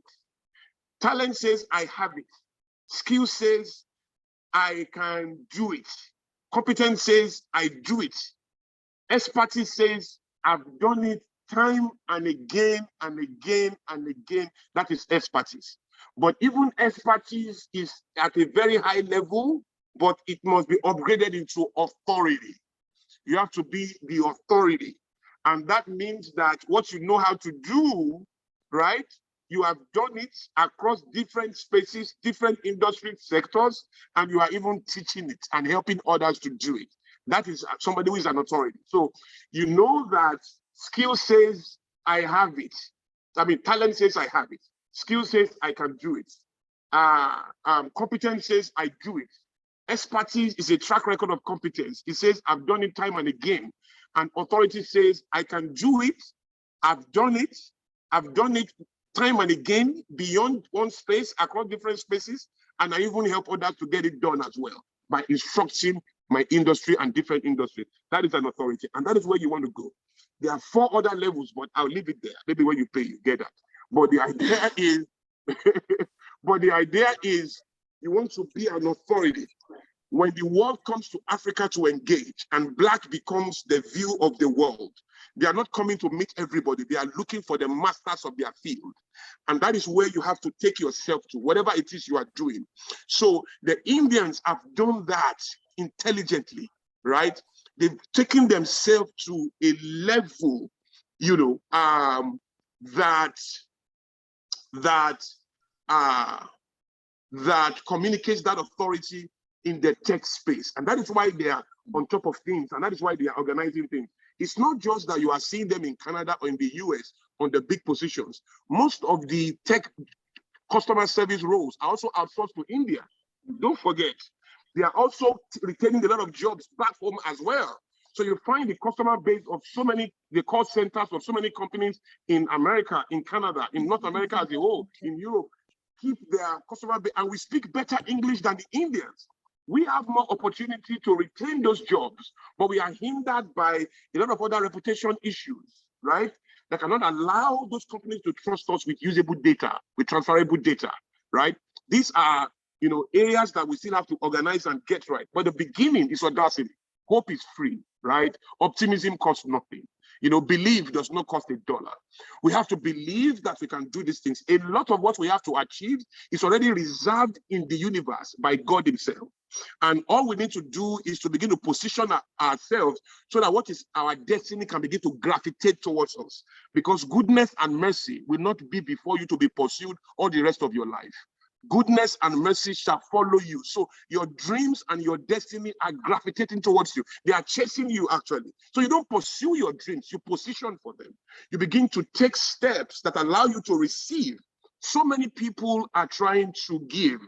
A lot of more people are looking for what to take, but very few people know how to receive, because there's more coming towards you than you can ever pursue. So learn to position and to receive, because there's a lot being sent to you from heaven, and you have to learn to put your hands up and receive by positioning yourself intelligently. Yeah. Wow, thank you so much, PK. I love how you broke it down, across that continuum of talent all the way to authority. We are really well over our time, but I still see people have their hands raised up. PK, we want to respect your time. We don't take it for granted. We know it's like 11 p.m. for you now, but if we could, I'm thinking if we could get them to ask their questions all at once, then we could answer them in one blow. So, Taiwo, if you could unmute yourself and ask your question. Hi, thank you so much. I think phenomenal presentation. My question is this: Nigerians excel individually anywhere they go in the world, to be honest.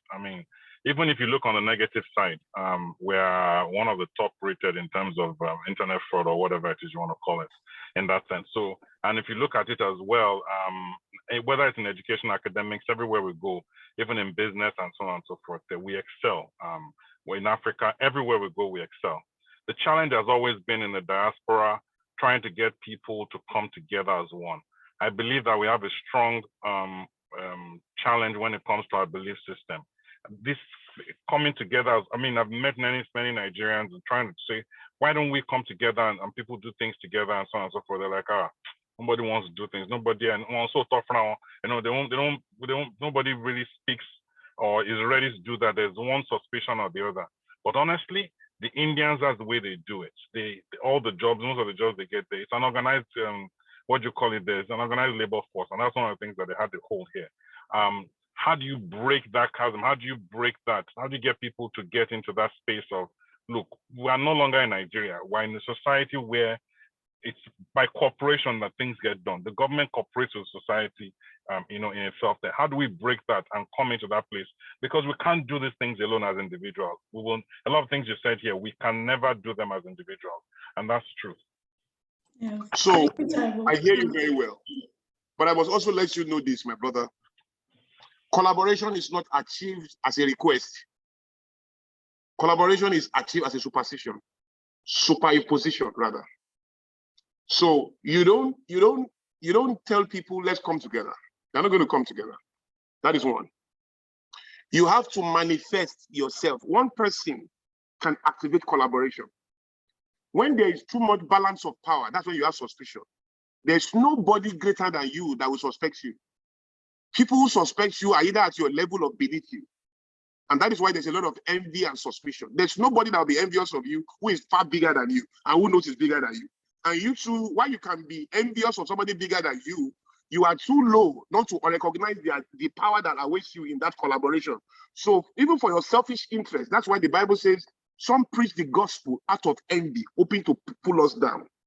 And some preach it in pretense and some in truth. He said, whether in pretense or in truth, Christ is preached. In this I rejoice. Yea, I rejoice. So we have to forget about people's intentions, build protocols that allow us to spot nuisance and to name it as a virus and delete it real quick. We need that. You can't say because of the unguardedness of people, you are going to deny yourself the right to collaborate and to excel. But collaboration is not a request. It's not what you say, people, let us come together. One person will have to manifest to a level where everybody knows that, man, enough respect. That is the guy that says, guys, let's come together. Let me begin to show you. then there's no suspicion anymore. People now see it. So the idea that one individual cannot do it is true, but one individual can start it not on the same terms of those who wants to put together, but it must manifest at a level that is distinctly superior, that people want to come around that, right? That is where it begins from. When people come with weakness to call for collaboration, it is silly, really, because in the West, where I come from, as a Yoruba man, there's a proverb that says that if your hand cannot hold the cutlass very well, you don't ask what type of death killed your father, you know. So it is the person that is well that can donate blood. It's called capacity. If you go to the hospital and say, I want to dash you all my blood, I want to give you all my blood to help people, and you are COVID positive, or you have, you know, God, I mean, I'm trying to pull anybody down, maybe some HIV or something, they will appreciate you. They can even give you a letter of commendation for your offer of all your blood, but they will reject it because the blood is incapable of offering that promise of support. It is the person that is well that can donate blood. So who is calling us to collaboration? Who is demanding this thing? I told some people, some guys who came to me, they are not Nigerians, some other Africans who are trying to do something. I showed them somebody from their country who is by far big and taller than all of them in terms of achievement. I said, 3 of you that are talking about these things, go and get venison and go and find that man and sit him down and convince him to come into this agenda and make that call and blow this trumpet. If that guy blows this trumpet, a lot of other people will come around it. But if you guys are blowing trumpet, you are too weak not to be suspected. People will be busy suspecting some form of sabotage or the other because of the balance of weakness that you are exuding so confidently, right? So it's not going to work. You don't request for collaboration. You superimpose it by bringing superior results on the table and let the person with the capacity to unlock respect and honor from the masses be the one to blow the trumpet of collaboration, and you will see the ease coming together. It will still go through its teaching stages. There will still be a lot of interest and agenda as they come together. But if we stay true to that and continue to architect that, also building the protocol to identify viruses in the name of people and agendas, and deleting those viruses as soon as they appear, which is raising the protocol of association, we'll be fine. So that's the way it's going to happen. Well, thank you so much, PK. Quickly, Simon, if you can mute yourself and make it short, ask your question to PK. Hi, PK. Hey. I was about to just drop my hands after your last response. Okay. But I think I would just go on. I'm in Silicon Valley here in California, and it's pretty interesting what you're saying. What I just want to piggyback on, which is no more a question because you have just mentioned it, was a situation where a couple of people have come to meet me because I'm in the fintech industry, and they wanted to create a diaspora venture capitalist investment portfolio. And every time I hear them speak, they literally talk about the first things you mentioned, which is setting up Nigerian restaurants and stuff like that. And I'm like, okay, you know what? I'm in the industry where at the end of the day, what we did in terms of our investment portfolio, we had to sign deals with Hilton, 4,300 locations of Hilton hotels. And that did not come because I was representing Nigeria. That came because I was looking at the global perspective of things. And looking at agenda, every culture and tradition have agenda. The Chinese people have an agenda. The gay people have an agenda. The white supremacists have an agenda. Coming back home, if you ask me, what is our agenda? We don't have a clear-cut agenda of what and how we want to penetrate the world. The one thing that you have mentioned clearly is Afrobeat. Afrobeat was a Fela's agenda. But Fela is no more. But that agenda was set up by Fela here in the United States. Now, If we take that same system and that same protocol in terms of diaspora capital and say, you know what, where do we need to put our money? The $100, the $50, you might think is small, but by the time you start putting that investment into a Tesla, so if we come together and say, hey, you know what, let's set up a portfolio, a diaspora portfolio. Forget what the government of Nigeria are doing. We set up a diaspora portfolio and we say, okay, what are the top 5, top 10 companies in the US doing such great things? We invest in the seed capital space. We're not even talking about when they go IPO, because there are tons of it. Yeah. Before Twitter went IPO, they were in the seed capital. Yeah. Before Tesla, before all the Google and the rest of them. And there are tons of other companies like that, the Airbnbs and the rest of them. Before they got IPO, what are we doing? If we can organize ourselves in such an instance, and PK, I'm going to put this to you. If you set up a portfolio, believe me, I'll be one of your first candidates to say, Great. you know what? Send me a message on Instagram once you are done today. Do that. Right. Let's set right up away. a diaspora venture capitalist portfolio. Let's blow up UK. Let's blow up Canada. Let's blow up UK. I mean, let's blow up the US. At that point, then we can then take power and money and go back home. And when we're talking with the government to say, hey, you know what? We need leverage on things that are going to come as far as machinery is concerned. If we're going to tackle power, we're tackling power from a very private sector investment driven diaspora portfolio. End of story. If we're going into renewable energy, if we're going into manufacturing, if we're going into the next quantum state of computation, let's move in that direction. So, I mean, so that's the reason why, you know, after I heard what you said, I was like, let me just drop my hand, because he pretty much said everything. But it's such a global mindset that we as Nigerians need to have outside the idea of Paraquat. Correct. I appreciate that. Like I said, inbox me. We'll take that. We'll take that further. Yes, Buki, over to you. Do we still have any question? Yes. One last one. Yemi, Mr. Yemi, I think you still have a question. Not your brother. Yes, it is. Okay, I see. PK, good evening. Good evening, my brother. Yeah, great, very great session. So I wanted to say something. I'm a firm believer of politics and also business, and I realized that we have 2 fronts that we're facing.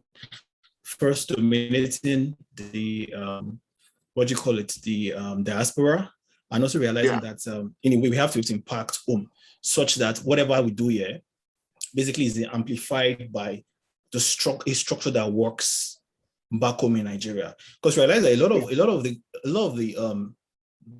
let me use the word, the people or the tribe that seemingly go outside their countries and they're able to perform as a unit typically have a bit of some structure back home.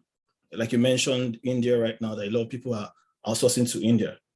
You know, it actually makes them sellable across the world, as against in Nigeria, where you can't even trust what's happening in the country. So no matter what you do in the diaspora, you still have to face the backlash of the fact that you're coming from a place that suffers a lot of reputational and structural defects.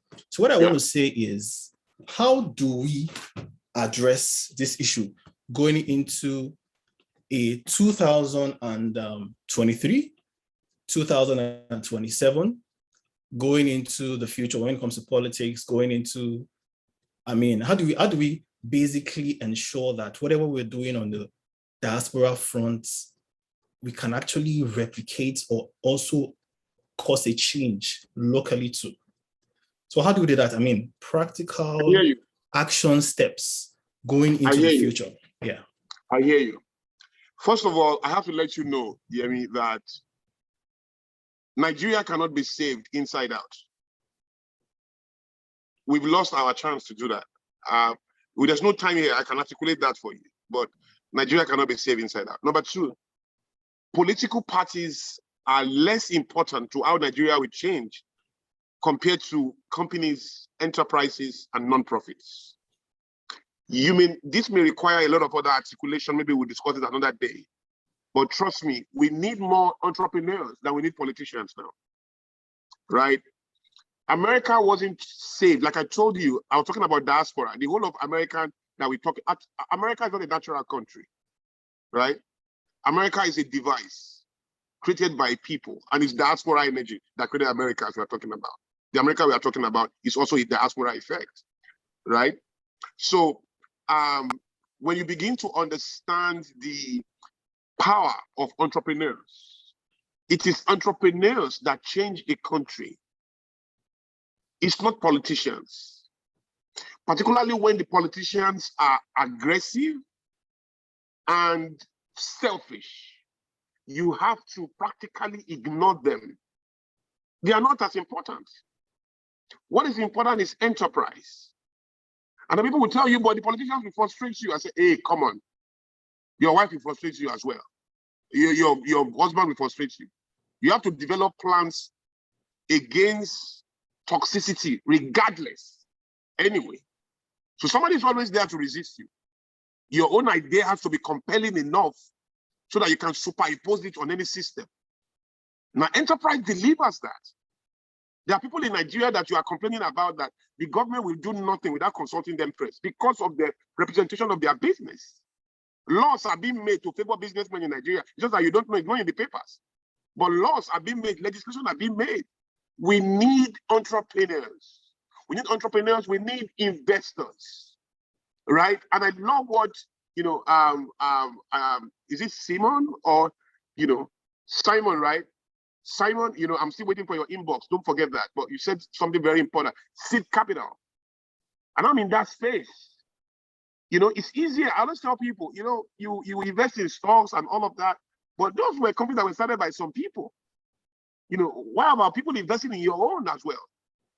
So why don't we invest in companies that all they need right now is just maybe $50,000? That is $5,000 from 10 people. And that company takes off, before they go public, right? There's a lot that we can do. Diaspora money is huge. It's a lot of dollars creating so much power in a weaker environment, in a weaker economy, right? So if we begin to think like that, I will begin to set up ideas like I was sharing with someone. Why can't you sit down and identify and it's a documentary I want to recommend for everyone, The Men Who Built America. Please look for that documentary because you understand this more. Do we need solutions in the recycling space to recycle things? Those are, maybe there are about 254 ideas in recycling alone. We need to begin to identify these ideas and map them. A non-profit's job can be to begin to develop business models, and begin to write business model canvases for these different ideas and making them available for entrepreneurs or some kind of incubation program, right? We need another maybe 48 non-profits worried about, police welfare, and businesses and solutions that are worried about, police welfare, retirement, security. There are different areas. All the problems in Africa are too much for any entrepreneur to lack direction. Otherwise, it's daft. So we have to sit down and begin to look at these areas and begin to build solution blueprints for these areas, and then begin to organize entrepreneurs and support them with the resources that individuality deserves to be able to rise to that challenge, right? Yeah, Buki, take on that. I mean, Wow. PK, thank you so much. So the idea really is to understand that we will do more. I don't have time to break this down, but we will do more with businesses, with entrepreneurs, with advocacy groups and non-profits as a whole than we will do with political parties. So I'm not one of those guys that sit down to, there are a lot I can tell you about politics though, but because of the shortness of the time, I won't have time to break all of that down. As I articulate for enterprise, we do have scripts for people that are political enthusiasts and who want to build a career there. But the change we are talking about is not in 2023 for sure. But what is sure is that from now, if we begin to organize economically, we can change a lot of things. I think that is even more critical than political change, right? Don't forget that politicians are locked on one thing, their political equity. And they are always looking for ideas that make them look good. If we curate ideas well enough and align them, don't forget what I said, you have to know how to install your agenda in the agenda of your adversaries, so that your adversary is working for your interest without even knowing it. So we have to align ideas such a way, curate ideas in such a way that it attracts the politicians to want to say it happened in my time as well. And then it can go and be stealing, not the ones. But it needs 1 or 2, 3, every political power, every government, no matter how criminal they are, they still need to choose some political appointments. They need to create some political appointments that will do the work and make them look good as they steal other areas. I don't want to be mentioning names, but there are people that are brought in for the credibility of a government, even as it's stealing. You know that a government also invents its own critics if nobody's criticizing it. Because if a government doesn't have critics, it can't have legitimacy in the international community. So even if there's no critic that is bold enough to criticize it, he will invent his own and say, criticize this area, criticize this area, criticize this area. In the same way, he will also invent some 2, 3 parastatals or 2, 3 ministries that he will say, look, you guys do the real work. You know, they will do the real work. They are the ones that will make them look good. Why they focus on areas they want to. So there are always ideas like that. So we have to not get angry with power centers. And this is the wretchedness that they contain, in that they really cannot behold value in its face and embrace it in its meaning. It's sad, but that is their wretchedness. We have to accept it as their wretchedness and think of how to inspire that. How do we govern that and mentor that so that we can convert it to use and value? The way to do that is to begin to understand that they are not the problem. Let's create ideas that are compelling enough that politicians themselves want to stand by it to say, yeah, this happened in our time. I commissioned this. I made this happen. Those things can work. There will still be all kinds of agendas, selfish interests around it. Again, we are too obvious. A lot of visionaries are too obvious. They see you coming light years ahead. We say too much. You communicate too much value. Nobody saw Facebook coming. Nobody. Look at all the power Facebook is exuding today. Nobody saw them coming. They took their time. Nobody saw Microsoft coming. Nobody saw Samsung coming. Nobody saw Apple coming. But Nigeria, you make some money, you sell the company for $200 million, already screaming everywhere, shouting everywhere. You know, it's already showing people already know what your agenda is. And so it's easy to offer you the things that tame your taste and put you, in a corner and keep you small. So the conditions are on, right? And I'm convinced that the destiny of the continent as a whole is in the hand of entrepreneurs, and we continue to move consistently in the direction we'll get a base right, and then the top will not have a choice but to align. That's what I believe. Wow. Thank you so much, Mr. Soriyan. It's been such a packed session, so much information to distill, and much more importantly, I believe this is more than an information session. It's more than, a conversation.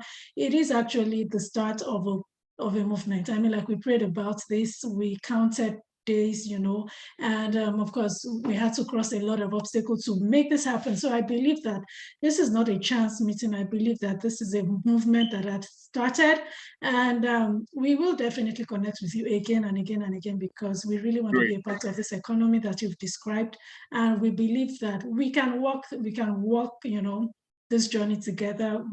Again, I'm showing this open to the leaders of the community. I mean, we've said so much about all talk, no walk. I think it's about time we start to take practical steps in the direction of actualizing every dream that has been described here for us as Nigerians, as in diaspora. And so I want to thank everybody. It's interesting, we've gone way over time. We've spent like 2 hours, 22 minutes right now. It's past midnight for you, Mr. Soriyan, and we have the majority of people who have still stayed on. And before we go, if we could quickly turn on our cameras, we want to take a picture with Mr. Soriyan. Mr. Soriyan. Yeah, it's good.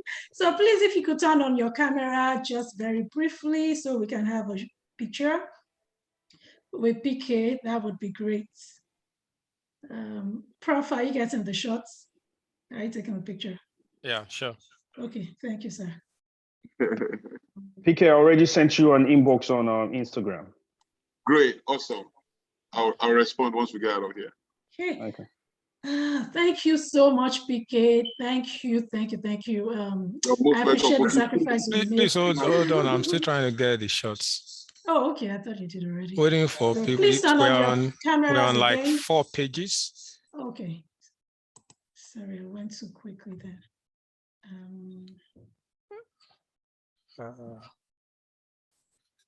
People are too serious. So.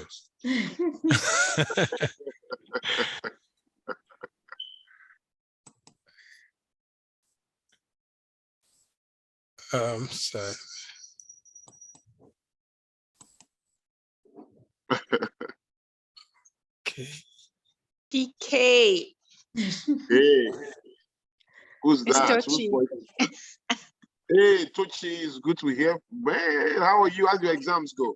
How is It's Dallas? going well. Yes, Great. it's going well. Yes, Sorry, sir. once I get back, I'm going to sit you in a minute, okay? So don't worry. All Just right, stay in sir. touch. Keep buzzing me, okay? 2 more to go. Sorry. I will. Tochi, you know people. PK from way back in Laxoff, Oh, yeah. long years ago. Yes. Same message. Thank you. Thank you. Okay, the last one going now.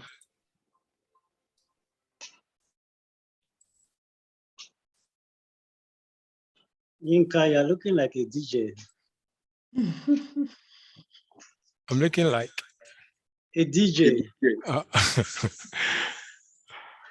Okay, yeah.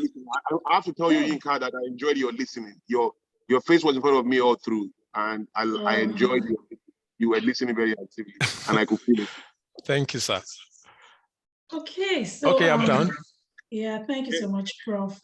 We have to call it a day and definitely a night for some people. But PK, can you just let us know, is there a particular, I know that we can reach you via your Instagram, but is there another way you would want us to connect with you so that we will continue this conversation subsequently? Yes.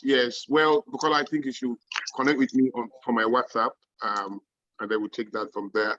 Okay. I have a website, is Soriyan.com. You know, and then all my social media platforms, Instagram, Twitter, LinkedIn, and Facebook is at OlaKunle Soriyan. Same thing everywhere, at OlaKunle Soriyan. Soriyan doesn't have an H, it's Soriyan, Soriyan.com. Thank you. So I have that. Feel free to inbox me anytime. I respond. I try to be active. Yes, I do respond to messages, so feel free to reach out. As long as you are patient, I'll respond, right? Thank you very much. Thank you, PK. We will definitely be reaching out to you, and we hope you enjoy the rest of your stay in Lagos, Nigeria. And we hope to have you back on this side of the world again very soon. Yeah. And I just want to thank everybody who is online. I want to thank every member of the TC and Diaspora community. I want to thank the governor, Anu Soriyan. For whatever reason, we haven't heard your voice. I know it's past midnight for you, but she's the governor of this community, and those are the people working behind the scenes to make it happen. I also want to especially recognize Mr. Yinka Jegede. He has been he literally was pushing this. At every point, he kept pushing and pushing and pushing. And, I just want to thank you for all the wonderful work you do. I thank the member of the board who was, represented here, who ably represented Pastor Kwaju Yemade. And we have this recorded. We will share it across our platforms. If you need to get this, please reach out to me. If you're not a member of the community group, I will get it across to you. I think on this note, we have to let PK go, but just for a while, because we definitely will be having you back. So thank you, everyone. Yeah, and my love to Mommy T and David. I'll do so. David is such a big boy now. It's been ages, since I last saw him. He's a big boy now. He's 10. Thank you very much. Yeah, thank you, everyone, and have a good night. Bye. Can we all unmute and say thank you to PK before he leaves? Okay. Thank you, Everybody PK. unmute and just say Thank you. Thank you. God bless you. Thank Thank you all. Thank Thank you very much. you. God bless you. Thank you. Thank you. Thank you. Thank you, everyone.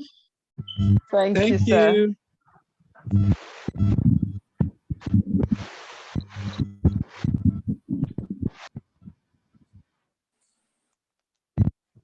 Wookie.